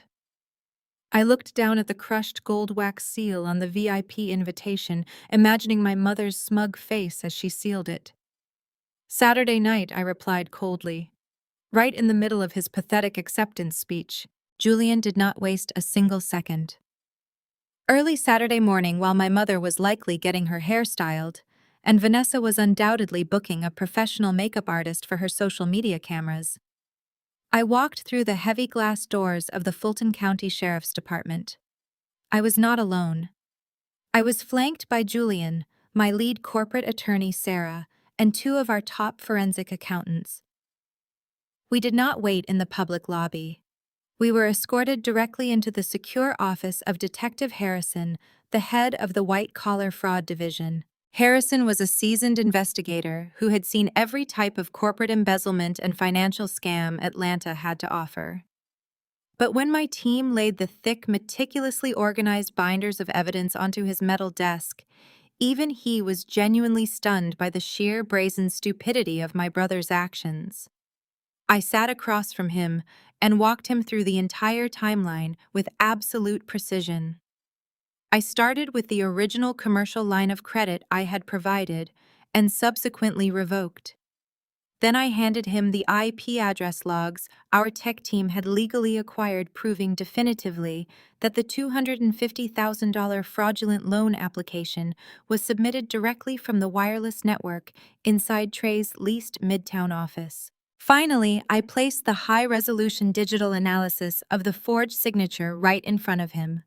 I showed him the original character reference document I had signed 3 years prior, and then the overlaid transparent image proving the signature on the predatory loan was an exact pixel-perfect digital copy. It was irrefutable. There was no room for Trey to claim a misunderstanding or a verbal agreement. It was a calculated, deliberate act of aggravated identity theft and federal wire fraud. Detective Harrison closed the binder and looked at me with a mixture of professional respect and grim realization. "This is airtight," he said, leaning back in his squeaky leather chair. "We usually have to spend months subpoenaing bank records to build a case this solid. You have essentially handed us a fully completed investigation on a silver platter. The dollar amount elevates this to a major felony. I will have a judge sign the arrest warrant by noon today." I leaned forward, resting my hands firmly on his desk. "Detective, I am not just the victim of the identity theft. My firm also legally acquired the debt portfolio. Trey's business officially defaulted yesterday at exactly 5 o'clock. We hold the legal right to seize all corporate assets immediately. We have a fleet of commercial tow trucks and a private recovery team ready to move. I want to coordinate our asset seizure with your arrest warrant. I want it all to happen simultaneously." Harrison raised an eyebrow. "You want to execute a coordinated takedown? Where exactly is the target going to be tonight?" "He will be standing on a stage at the Grand Marquis Hotel in downtown Atlanta, accepting a purchased business award in front of hundreds of people." I replied, my voice perfectly steady. "I want your officers walking through the ballroom doors exactly when he raises that trophy." Harrison looked at the evidence, then at my legal team, and finally back at me. He nodded slowly. "We will stage our units 2 blocks away from the hotel. Give your recovery team the green light to move on the vehicles in the valet lot. Once the perimeter is secured, we will move in and make the arrest." I stepped out of the police precinct into the bright Saturday morning sunlight. Julian was already on his phone executing the logistical nightmare with flawless precision. He contacted our preferred commercial recovery agency. These were not the standard repo men who had shown up at the church. This was an elite tactical asset recovery team accustomed to seizing private jets and multi-million-dollar yacht portfolios. Julian ordered 5 heavy-duty flatbed trucks to stage in a discreet alleyway near the Grand Marquis Hotel by 7 o'clock that evening. They were instructed to wait for my direct signal. Once I gave the word, they would swarm the VIP valet lot and chain down every single luxury vehicle registered to Trey's elite. The trap was not just set, it was locked, loaded, and aimed directly at the heart of their fragile fake empire. I dismissed my team, thanking them for their relentless work over the past few days. I got into my unassuming sedan and drove back to my Buckhead penthouse. The legal and financial preparations were complete. Now it was time to prepare the optics. For 35 years, my family had weaponized my appearance against me. Growing up in our affluent Connecticut suburb, Elaine had constantly compared me to the other wealthy girls in our social circle. When I refused to wear flashy designer labels or carry ostentatious handbags, she accused me of intentionally embarrassing the family. When we moved to Atlanta, the criticism only intensified. Vanessa and Trey treated my sensible flats and simple black dresses as undeniable proof of my supposed failure in life. They mocked my older car. They sneered at my lack of visible jewelry. They genuinely believed that because I did not wear my wealth on my sleeve, I simply did not have any. They mistook my financial discipline for poverty. Tonight I was going to correct that misconception permanently. I did not go to a standard department store.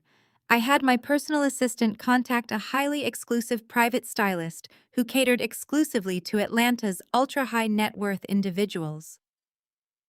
By 2 o'clock in the afternoon, my penthouse living room was transformed into a high-end boutique. Racks of couture gowns, velvet-lined trays of authentic diamond jewelry, and rows of imported Italian shoes filled the space. A professional makeup artist and hairstylist unpacked their kits on my dining room table. I told the styling team exactly what I wanted. I did not want to look like Vanessa desperately dripping in loud logos and screaming for attention. I did not want to look like my mother hiding behind heavy archaic fabrics and outdated displays of church wealth. I wanted to look like absolute untouchable power. I wanted to look like the woman who owned the ground they walked on. The stylist pulled out a custom midnight blue silk gown. It was a masterpiece of minimalist design. It had long, elegant sleeves, a high boat neckline, and a structured, tailored fit that moved with fluid grace. There were no flashy sequins or loud patterns. The luxury was entirely in the flawless cut and the heavy, expensive weight of the silk. It was a dress that commanded a room simply by existing. I stepped into the gown and the stylist expertly zipped up the back. Next came the shoes. I bypassed the chunky, trendy heels and selected a pair of classic pointed-toe Christian Louboutin stilettos. The iconic red soles added a fierce, sharp edge to the elegant blue silk. For jewelry, I kept it devastatingly simple. I chose a pair of flawless 2-carat diamond stud earrings and a delicate platinum tennis bracelet. Authentic, brilliant, and completely understated. The kind of jewelry that did not need to shout because its value spoke entirely for itself. The makeup artist kept my face clean and fiercely contoured, highlighting my natural features with sharp precision.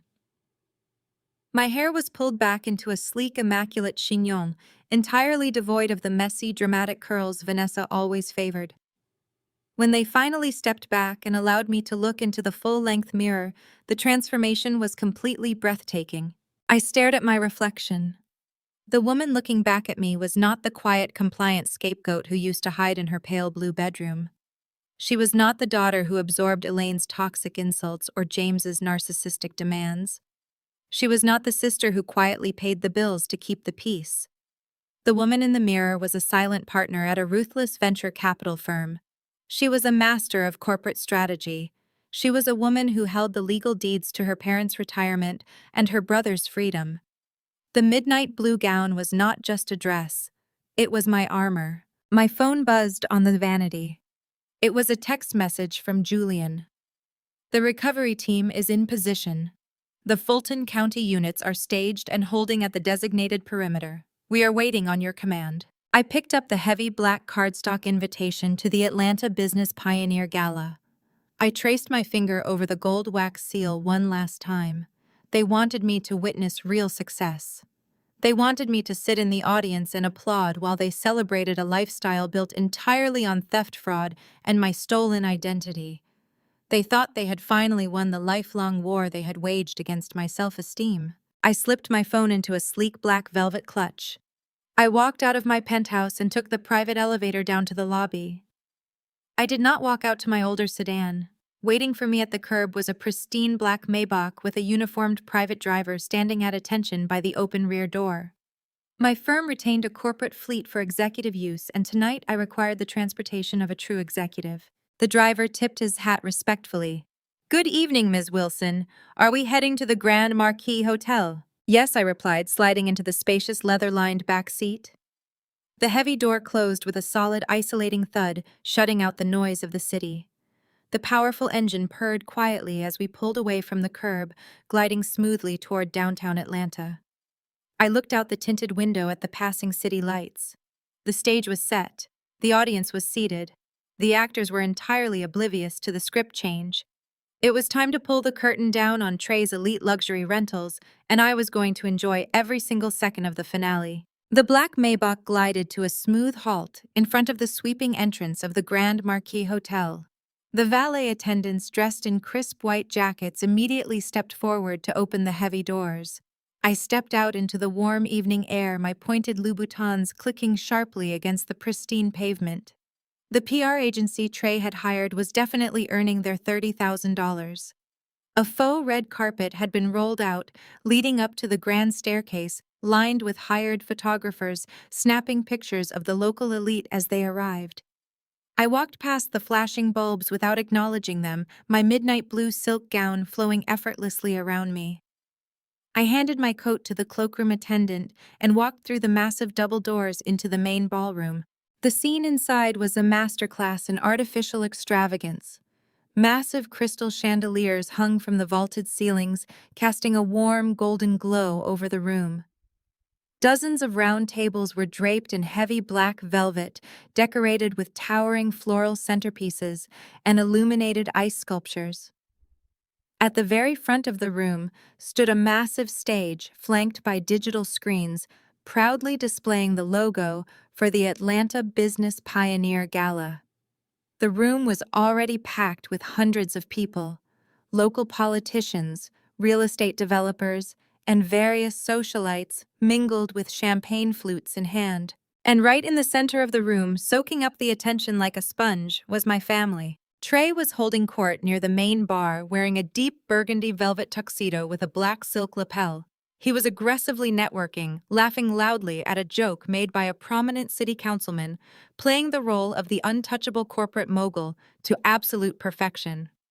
Next to him stood Vanessa, wearing a plunging sequined silver dress that caught the light with every single movement. She was holding a glass of champagne in her left hand, deliberately gesturing wildly so that the brand-new diamond-encrusted Audemars Piguet watch on her wrist was on full display. It was the exact watch she had purchased with the stolen bailout money. A few feet away, my parents were working their own crowd. James was dressed in a pristine black tuxedo, his pastoral charm turned all the way up. He was speaking to a group of older, wealthy church donors, gesturing toward Trey with a look of absolute manufactured pride. Elaine stood right beside him, wearing a heavy emerald green gown. She was nodding along, taking eager credit for raising such a brilliant self-made genius. They looked incredibly happy. They looked completely secure in their fortress of lies. I did not walk over to greet them. I simply walked past the crowded bar, navigating through the sea of evening gowns and tailored suits, and found my assigned seat. As a VIP ticket holder, my seat was located at table 1, directly in front of the main stage. I pulled out my chair, sat down, and quietly ordered a glass of sparkling water from a passing waiter. It did not take long for them to notice me. Vanessa was the first to spot me sitting at the VIP table. Her eyes widened, scanning my sleek hair, the flawless makeup, and the understated but undeniably expensive diamond earrings. Her gaze flicked down to my midnight blue silk gown, her mind rapidly trying to calculate the cost. She immediately tapped Trey on the shoulder and pointed in my direction. Trey turned around, his confident smile faltering for just a fraction of a second before he quickly recovered. He whispered something to James and Elaine, and like a coordinated strike force, the four of them broke away from their respective conversations and marched directly toward my table. "Well, well, well," Elaine said loudly as she approached, her voice carrying over the ambient noise of the ballroom. "I am honestly surprised you actually showed up. I figured you would be too embarrassed to show your face in public after everything you tried to do to this family." I took a slow sip of my sparkling water, setting the glass down gently on the velvet tablecloth. "Good evening, Mom. You look lovely in green." James stepped forward, placing his hands flat on the table and leaning down to look me directly in the eyes. His voice was low, carrying a harsh, authoritative warning. "Listen to me very carefully, Charmaine. We allowed you to come tonight so you could witness your brother's success and maybe learn a lesson in humility. But if you cause a scene or if you try to embarrass him in front of these people, I will personally have security drag you out of this building. Do you understand me?" I looked at my father, my expression completely unbothered. I am not here to cause a scene, Dad. I am just here to watch the show. Vanessa let out a sharp, mocking snicker. She leaned against Trey, crossing her arms so the diamond watch caught the light from the stage. Please, Vanessa scoffed, rolling her heavily lashed eyes. Look who finally showed up to beg for a job. You realized you backed the wrong horse, didn't you? You thought cutting off his credit cards would ruin him, but look at him. He is the guest of honor, and you are just sitting here all alone. You probably spent your entire savings just to rent that dress so you would not look completely pathetic in front of his friends. Trey adjusted his velvet lapel, looking down at me with an expression of pure, unadulterated arrogance. Let her be, Vanessa. If Charmaine wants to sit quietly and watch me win an award, she is more than welcome. Maybe seeing a real entrepreneur in action will inspire her to do something meaningful with her own life. Just stay out of my way tonight, Charmaine. This is my night. They turned around and walked back toward their eager audience, completely satisfied that they had successfully put me in my place. I watched them walk away feeling absolutely nothing but a cold, clinical anticipation. They had no idea that I did not need to cause a scene. The scene was already racing toward them on 5 heavy-duty flatbed trucks currently staging in the alleyway right behind the hotel. 30 minutes later, the grand ballroom lights dimmed, signaling the end of the dinner service and the beginning of the awards presentation. A hush fell over the massive crowd as the master of ceremonies, a well-known local news anchor, stepped up to the acrylic podium on the main stage. Ladies and gentlemen, the anchor's polished voice echoed through the state-of-the-art sound system. Tonight, we are here to celebrate the visionaries, the risk-takers, and the relentless innovators who drive the economic engine of our great city. Our premier award this evening is the Atlanta Business Pioneer Award. This honor is bestowed upon a young entrepreneur who has demonstrated exceptional resilience, unparalleled growth, and a commitment to absolute excellence. The massive digital screens behind the podium flared to life.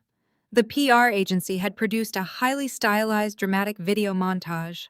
It featured slow-motion footage of Trey's leased luxury vehicles driving through downtown Atlanta, interspersed with clips of Trey looking thoughtfully at blueprints in his rented office. Dramatic sweeping orchestral music swelled through the speakers. This year's recipient built his empire entirely from the ground up. The anchor continued, his voice rising with theatrical enthusiasm. He overcame massive obstacles, silenced his doubters, and proved that with enough hustle, any dream can become a reality. Please join me in welcoming the founder and chief executive officer of Trey's Elite Luxury Rentals, our business pioneer of the year, Trey Wilson. The ballroom erupted into thunderous applause. The orchestral music hit a triumphant crescendo. Trey stood up from his VIP table, buttoning his velvet tuxedo jacket with practiced swagger. He kissed Vanessa on the cheek, shook James's hand, and hugged Elaine, who was already wiping away a dramatic, manufactured tear. He jogged up the stage steps, waving to the cheering crowd, and walked confidently to the podium. The news anchor handed him a heavy engraved crystal trophy and stepped aside. Trey gripped the edges of the podium, looking out over the sea of wealthy, influential faces. He paused, letting the applause wash over him, soaking in the absolute peak of his fraudulent existence. Then he leaned into the microphone. Wow! Trey started, his voice trembling perfectly, the PR training shining through every single syllable. I am truly humbled by this incredible honor. When I started Trey's Elite, I had nothing but a vision and a relentless work ethic. I did not have wealthy investors. I did not have a massive trust fund. I just had a dream to bring unparalleled luxury to this beautiful city. I sat at table 1, swirling the ice in my water glass, watching the greatest acting performance of his entire life. Building a business is never easy. Trey continued, his tone shifting from triumphant to deeply emotional. You face challenges every single day. But the hardest challenge is not the market, and it is not the competition. The hardest challenge is the betrayal of the people closest to you. He paused, his eyes scanning the crowd, before locking directly onto me, sitting in the front row. The spotlight reflected in his eyes as he delivered the line he had undoubtedly practiced in the mirror for days. Sometimes, as you climb the ladder of success, you realize that the people you love the most are the ones actively trying to pull you back down, Trey said, his voice dripping with righteous victimhood. You learn that jealousy is a toxic poison. To get to this stage tonight, I had to make the incredibly painful decision to cut out toxic, unsupportive family members who wanted to see me fail. I had to protect my peace, and I had to protect my empire. Elaine let out a loud, supportive amen from her table. The crowd murmured in sympathetic agreement, completely captivated by his tragic narrative of overcoming a hateful sibling. But I did not let their bitterness stop me, Trey declared, his voice rising powerfully. I pushed forward, I secured the capital, I built the fleet, and I proved them wrong. To my beautiful wife, Vanessa, thank you for standing by me when things got tough. To my incredible parents, James and Elaine, thank you for believing in me and supporting my vision financially and emotionally when others turned their backs. Trey raised the crystal trophy high into the air. The spotlight hit the glass, sending scattered beams of light across the darkened ballroom. This award is not just for me, Trey shouted over the rising applause. This award is for every single self-made entrepreneur out there who refused to take no for an answer. We are building generational wealth and absolutely nothing can stop us now. The entire ballroom rose to their feet. Hundreds of the most influential people in Atlanta gave my brother a standing ovation.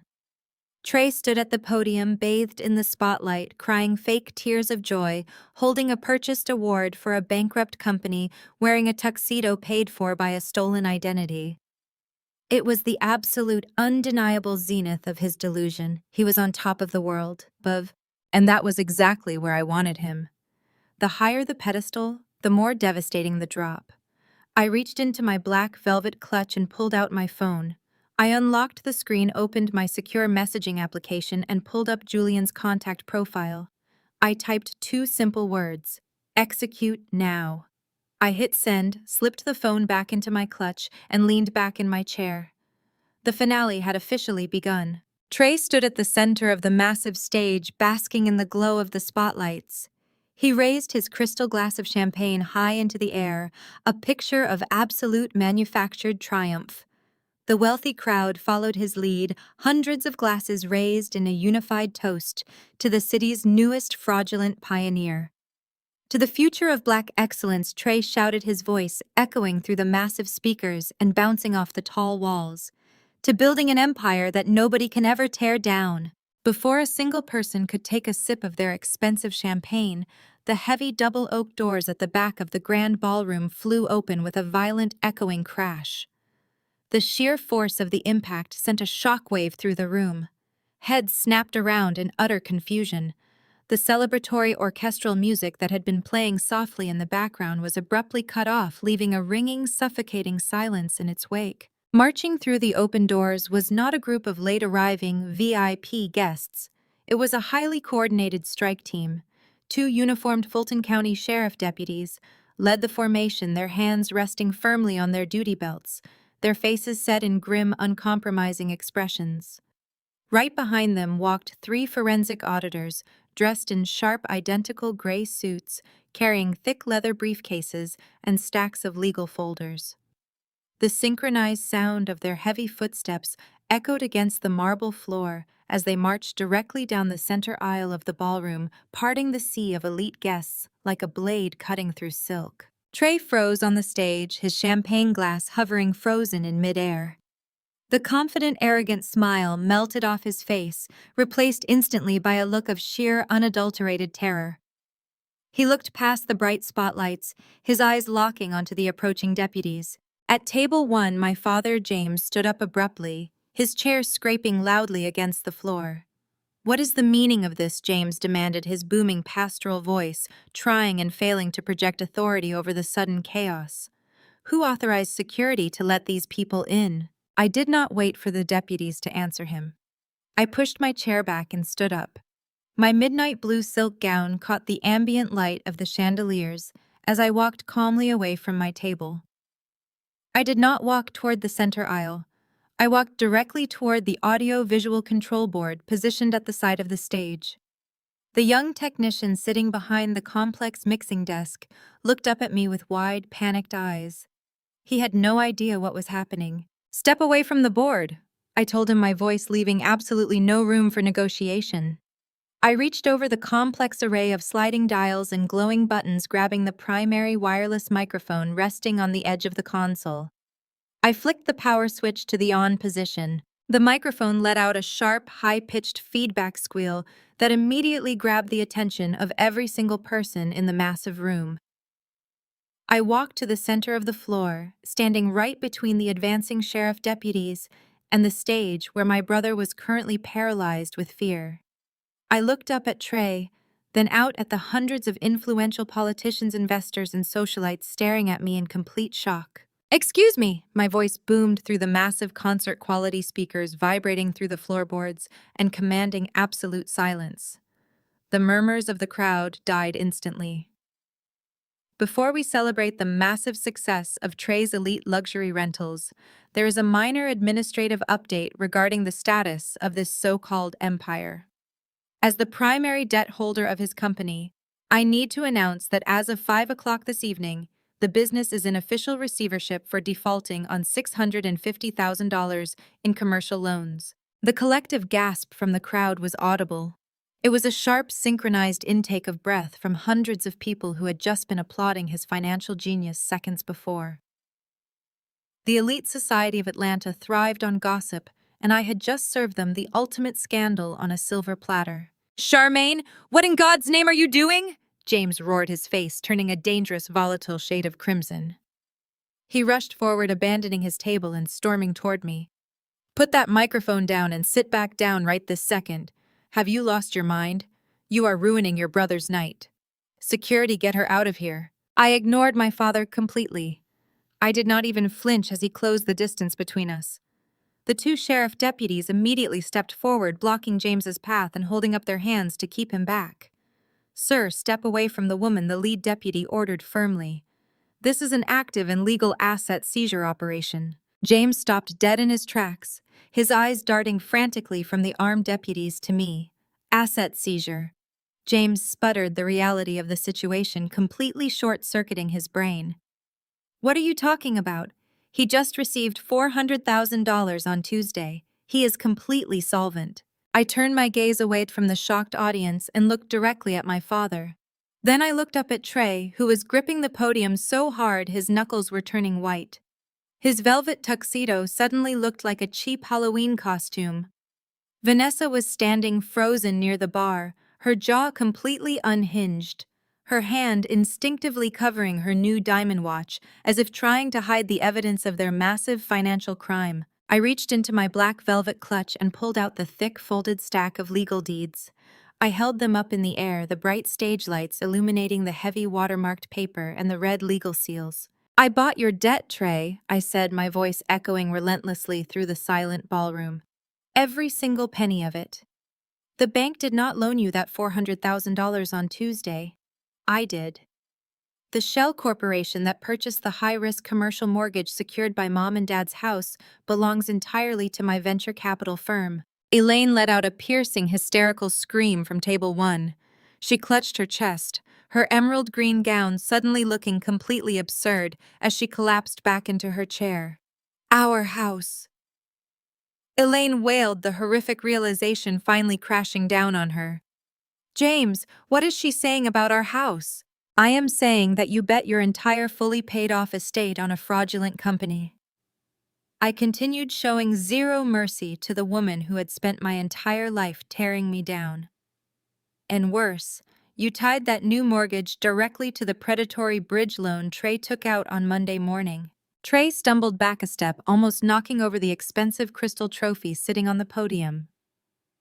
"You bought the bridge loan," Trey whispered into his microphone, his voice cracking, broadcasting his absolute terror to the entire room. "But that loan was private. It was private until you defaulted on the massive balloon payment exactly 2 hours ago." I corrected him, my voice cold and surgical. "You chose to buy your wife a diamond watch and purchase this fake award instead of paying your legally binding debt. And because you defaulted on that initial loan, you instantly triggered the cross-collateralization clause on the secondary loan. As of right now, both loans are in complete catastrophic default. The room erupted into a chaotic symphony of shocked whispers. Influential investors began leaning across their velvet-draped tables, rapidly exchanging horrified looks. City council members and prominent business leaders who had just praised Trey were now actively inching away from the stage, terrified of being associated with a colossal financial fraud. Vanessa broke through the crowd, her silver sequined dress catching the light as she sprinted toward the stage. "Trey, tell me she is lying!" Vanessa shrieked, her voice shrill and completely devoid of her usual polished influencer tone. "Tell me you did not default. We just got my bags back from the pawn shop. You told me the money cleared all debts. You promised me we were safe." Trey could not speak. He stood frozen under the glaring spotlights, his chest heaving as panic seized his weak and fragile lungs. He looked down at his beautiful wife, then out at the hundreds of faces staring back at him with absolute disgust. The illusion was shattered. The self-made millionaire facade had been violently ripped away, exposing the desperate, pathetic fraud underneath. "He lied to you, Vanessa," I said, addressing her directly through the microphone. "Just like he lied to his drivers, just like he lied to this entire room tonight. He built a scheme using my credit and my parents' retirement. The trap had closed. My family was completely destroyed by the truth they refused to accept. Justice had finally arrived. It was the most beautiful moment of my entire life, standing there and watching them fall apart." Trey gripped the edges of the podium, his knuckles stark white. He leaned into the microphone, his breath ragged and uneven. "Do not listen to her," Trey shouted, his voice echoing frantically across the massive room. "She is insane. She is just a bitter, jealous woman trying to ruin my big night. There is no default. My fleet is fully paid for. My business is thriving." I did not argue with him. I did not need to. I simply turned my head toward the audio-visual control board and locked eyes with the young technician. I gave him a single sharp nod. The technician hit a switch on his massive console. Instantly, the giant digital screens behind the stage, which had been proudly displaying the gold logo for Trey's elite luxury rentals, went entirely black. A second later, they flared back to life, but this time they were not showing a heavily edited promotional video. They were broadcasting a crystal-clear, high-definition live feed from the hotel VIP valet parking lot. The audience gasped collectively, their eyes darting from Trey to the massive screens above his head. Down in the brightly lit parking lot, the fleet of 5 heavy-duty flatbed tow trucks that Julian had staged in the alleyway had descended like a swarm of mechanical locusts. The live footage showed a team of recovery agents moving with terrifying efficiency. They were already securing thick metal chains around the axles of Trey's remaining luxury sedans. A pristine white Mercedes-Benz, the very car Trey had driven to the gala to maintain his wealthy facade, was currently being hoisted unceremoniously onto the back of a flatbed. But the main event, the vehicle that drew the loudest reaction from the crowd, was parked directly under a bright halogen street lamp. It was Vanessa's custom white Porsche. The camera feed zoomed in perfectly just as a massive hook latched onto the front chassis of the sports car. Vanessa let out a sound that I could only describe as a dying animal. She abandoned her protective stance near the bar and rushed the stage, her silver sequined dress glittering wildly under the harsh lights. "No, no, no," she shrieked, pointing frantically at the giant screens. "That is my car. My name is on the registration. You cannot take my car. Trey, do something. Tell them to drop my car right now." Trey stood paralyzed at the podium, his mouth opening and closing silently like a suffocating fish. He looked up at the massive projection of his entire fake empire being physically dragged away. He had no power. He had no authority. The velvet tuxedo he was wearing suddenly looked like a tragic costume on a broken little boy. I stepped closer to the stage, the wireless microphone still gripped firmly in my hand.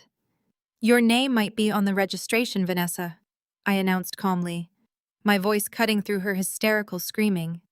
"But my shell corporation holds the lien." Because your husband tied all of his business assets to the defaulted commercial loans, every single vehicle registered to his entity is now my legal property, including your Porsche. You can walk home tonight in your designer heels. The ballroom was in a state of absolute pandemonium. Wealthy investors were pulling out their cell phones, actively recording the spectacle. City officials were whispering furiously to their aides, desperate to distance themselves from the radioactive fallout. At table one, the horrific reality was finally sinking its teeth into my parents. James was leaning heavily against the velvet-draped table, his chest heaving as if all the oxygen had been sucked out of the room. Elaine was clutching his arm, her eyes wide with a frantic, unhinged terror. The $400,000, James muttered, his voice barely audible over the chaos, though the sheer agony on his face broadcasted his realization to the world. He lost the money, the house. He lost our house. Elaine buried her face in her hands and began to sob uncontrollably. The massive suburban estate she prized above all else, the fortress of superiority she had built over 35 years, was gone. It belonged to the daughter she had just mocked less than an hour ago. Trey finally found his voice. He stepped away from the podium, his hands raised in a pathetic gesture of surrender. Okay, Trey stammered, looking directly at the two Fulton County Sheriff deputies who were now walking steadily up the stage steps. I will leave the venue. You can have the cars. You took the business. You won, Charmaine. Just let me walk out of here quietly and we can settle the financial details on Monday morning. The lead deputy, Detective Harrison, stepped onto the stage. He did not look at the massive screens. He did not care about the cars. He walked directly up to Trey, entirely ignoring the crystal award resting on the podium. We are not here for the cars, Mr. Wilson, Detective Harrison stated, his deep voice carrying a heavy, undeniable authority. Trey blinked, genuine confusion breaking through his panic. What do you mean you are not here for the cars? She just said she is seizing my assets. That is a civil matter for the recovery teams outside, Harrison replied, signaling for the second deputy to flank Trey on his right side. We are here for the criminal matter. Turn around and place your hands behind your back. The words hit the room like a physical shockwave.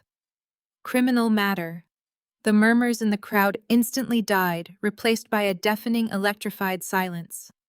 Hundreds of people held their breath, completely captivated by the unfolding disaster. What criminal matter? Vanessa yelled, her voice cracking violently. He just took out bad loans. That is not illegal. Being broke is not illegal. Detective Harrison reached onto his duty belt and pulled out a pair of heavy steel handcuffs. The metallic clink of the cuffs opening echoed sharply across the quiet stage. Trey Wilson, you are under arrest, Harrison announced loudly, his voice projecting clearly, without the need for a microphone. You are being charged with 1 count of federal wire fraud and 1 count of aggravated identity theft. Trey physically recoiled as if he had been struck by lightning. Identity theft, he gasped, his eyes darting frantically toward me. I did not steal anyone's identity.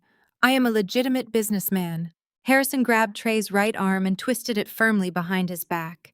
The velvet fabric of his expensive tuxedo bunched up awkwardly. You electronically forged a signature on a legally binding financial instrument to secure a $250,000 commercial bridge loan, Harrison stated, snapping the first steel cuff around Trey's wrist. We have the digital IP logs tracking the fraudulent submission directly to your leased office, and we have the forensic analysis confirming the forgery. Trey let out a loud, pathetic whimper as the second cuff clicked into place, locking his hands securely behind his back. Charmaine, Trey cried out, his arrogant facade completely dissolving into the tears of a terrified child. Tell them you gave me permission. Tell them we had a verbal agreement. Please, Charmaine. I am your brother. You cannot let them take me to jail. I stood my ground, my posture perfectly straight, my midnight blue gown brushing against the polished floor. I raised the microphone to my lips one last time. We do not have any agreements, Trey. And you stopped being my brother the day you decided my credit score was more important than my safety. You built your empire on a felony. Now you get to live in it. Harrison began reciting the Miranda rights. You have the right to remain silent. Anything you say can and will be used against you in a court of law. The words drifted over the ballroom like a death sentence. Vanessa fell to her knees on the stage, her silver dress pooling around her. She buried her face in her hands, her shoulders shaking violently as she sobbed. She was completely, entirely broke. Her luxury cars were gone, her designer bags were useless, her husband was a handcuffed felon going to federal prison, and her perfectly curated influencer lifestyle had just been publicly incinerated in front of the wealthiest people in Atlanta. "You have the right to an attorney." Harrison continued, his voice steady and relentless. "If you cannot afford an attorney, one will be provided for you." The irony of that statement hung heavy in the air. Trey, the man who had just stood on that very stage bragging about building generational wealth, was now legally destitute. He would undoubtedly need a public defender. "Let us go," the second deputy ordered, grabbing Trey by the bicep and marching him forward. They walked him right down the center stairs of the stage. The crowd of elite socialites and business leaders immediately parted, creating a wide, clear path to the exit. Nobody wanted to be anywhere near him. The photographers who had eagerly snapped his picture on the red carpet earlier were now firing their flashes in rapid succession, capturing the spectacular downfall of the self-made pioneer. The bright flashes illuminated Trey's tear-stained face, and the cold steel handcuffs locked securely over his velvet cuffs. As Trey was escorted past table 1, Elaine finally broke. She lunged forward, her arms reaching out desperately for her son. "My baby Elaine," wailed the sound, tearing through the ballroom with raw, unhinged agony. "Leave him alone. He is a good boy. He is a good boy." James grabbed her waist, pulling her back forcefully before she could interfere with the deputies. The proud, arrogant pastor was weeping openly. His pristine reputation in the religious community was completely annihilated. The visiting bishops and wealthy donors he had spent decades cultivating were currently watching his son get walked out of a luxury hotel for federal fraud. And beneath the suffocating shame of the arrest lay the terrifying reality that they had just lost their home to cover his crimes. Trey looked at his parents as he was dragged past them. He looked small, broken, and completely devoid of the arrogant spark that had defined his entire existence. He opened his mouth to speak, to offer some final excuse or beg for salvation, but the deputies did not let him slow down. They marched him straight through the heavy oak doors and out into the lobby, the heavy doors swinging shut behind them. The silence that followed was absolute. Vanessa was still weeping on the stage. James and Elaine were clinging to each other at their table, their perfect world entirely reduced to ashes. The hundreds of guests stood completely frozen, processing the devastating financial execution they had just witnessed. I handed the wireless microphone back to the terrified technician at the audio-visual board. I did not smile. I did not gloat. I did not need to. The total destruction of their toxic dynamic was the only validation I required. I turned my back on the stage, my heels clicking softly against the marble floor. I walked through the parted crowd, my head held incredibly high. I felt the weight of their stares, but it was no longer the weight of judgment or pity. It was the weight of absolute, undeniable respect. I walked out of the ballroom, leaving the wreckage of my family exactly where it belonged, behind me. The massive wooden doors swung shut abruptly, cutting off the sounds of the chaotic aftermath inside. I stepped into the opulent, brightly lit grand lobby of the hotel. It was a stark contrast to the dark, dramatic ballroom I had just left. A few hotel guests and staff members were milling about, casting curious glances my way, completely unaware of the financial earthquake that had just leveled my family's entire existence a few dozen feet away. I walked steadily toward the main exit, my Christian Louboutin heels echoing sharply against the polished marble floor. I did not feel the crushing weight of guilt or the suffocating burden of familial obligation that had defined my life for 35 years. I felt incredibly light. The toxic poison had been cleanly and efficiently amputated. "Charmaine, wait, stop right there, stop." The desperate, agonizing scream echoed through the lobby. I stopped, but I did not turn around. The frantic, heavy footsteps of my parents echoed behind me, rapidly closing the distance. James and Elaine had managed to tear themselves away from the horrifying spectacle in the ballroom, chasing after the only person left in the world who could potentially save them from total ruin. They ran around to face me, physically blocking my path to the grand revolving doors. They looked absolutely unrecognizable. The arrogant, untouchable megachurch pastor and the smug, judgmental society wife were completely gone. In their place stood two terrified, broken people whose entire universe had just collapsed. Elaine's expensive emerald green gown was wrinkled and stained with her tears. James's pristine tuxedo jacket hung loosely on his shoulders, his face pale and glistening with panicked sweat. "Charmaine, please," James begged, his voice cracking violently. "You have to stop this. You have to call the police and tell them there was a misunderstanding. Tell them you authorized the signature. If he goes to federal prison, his life is over. My life is over. The church will force me to resign." Elaine grabbed my arm, her manicured nails digging desperately into the silk sleeve of my gown. "You cannot take our house," she sobbed, tears streaming down her face, and ruining her expensive makeup. "We have lived there for 20 years. It is our home. We are your parents. You cannot do this to your own blood. We made a mistake, but we are family." I looked down at Elaine's hand gripping my arm. I did not pull away immediately. I simply let her feel the cold, unyielding reality of the situation. "Family," I repeated softly, the word tasting entirely foreign on my tongue. "Is that what we are? Because my definition of family does not include actively participating in a criminal cover-up." I gently but firmly detached her hand from my arm. "You stopped being my family the day you asked me to accept a federal felony to protect his fragile ego," I said, my voice completely devoid of any emotion. "You stopped being my parents the day you decided my credit score and my financial stability were expendable collateral for his fake luxury empire. You did not make a mistake, Mom. A mistake is forgetting to pay a bill.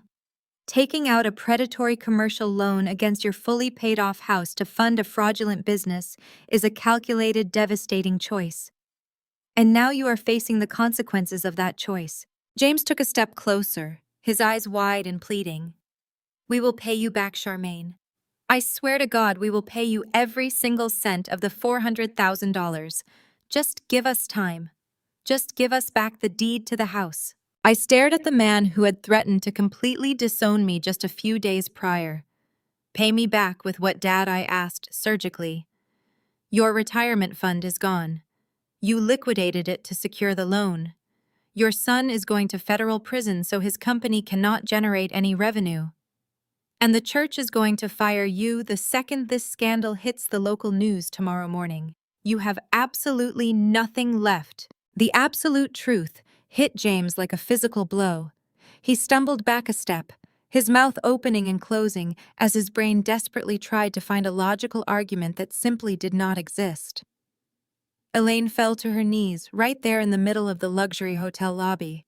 She buried her face in her hands, her wails echoing painfully off the high ceilings. "What are we going to do?" she cried. "Where are we going to go?" I looked down at the woman who had spent my entire life making me feel like a temporary, unwanted guest in her pristine world. "You have 30 days to vacate my property before the formal eviction notice is posted on the front door," I stated coldly, delivering the final definitive blow. "I suggest you start packing immediately. I am going to sell the estate to a commercial developer next month." I did not wait for their response. I stepped around them, leaving my parents weeping and completely broken on the marble floor of the grand lobby. I walked through the revolving glass doors and stepped out into the warm, humid Atlanta night. The chaos in the VIP valet lot had settled. The 5 flatbed tow trucks loaded with the remnants of Trey's fake empire were already driving away, disappearing into the city traffic. Vanessa's white Porsche was gone. My private driver was standing right next to the pristine black Maybach. He saw me approaching and immediately opened the rear door, tipping his hat respectfully. "Good evening, Ms. Wilson. How was the gala?" "It was exactly what I expected," I replied smoothly. I slid into the luxurious, quiet interior of the Maybach. The heavy door closed with a solid thud, completely shutting out the noise of the city and the distant sounds of my former family's destruction. The powerful engine purred quietly as the driver pulled away from the curb. I leaned back against the plush leather seat and let out a long, deep breath. The war was over. I had not just won, I had completely annihilated the battlefield. I was wealthy, I was free, and I was completely undeniably untouchable. I looked out the tinted window at the passing city lights, feeling a profound sense of peace. The fake toxic empire had burned to the ground, and I was finally ready to build my own authentic life from the ashes. The greatest lesson I learned from this entire ordeal is that blood does not automatically grant someone the right to your peace, your sanity, or your success. For years, I allowed my family to disguise their financial and emotional abuse as loyalty. But setting strict boundaries is not an act of cruelty. It is an act of profound self-respect. You cannot save people who are determined to destroy you, and you should never have to shrink yourself to make room for someone else's fragile ego. Sometimes the absolute most empowering thing you can do is simply stop protecting toxic people from their own consequences. Have you ever had to walk away from a toxic family member to protect your own peace? Share your story in the comments below, and please hit the like button and subscribe for more stories about reclaiming your self-worth.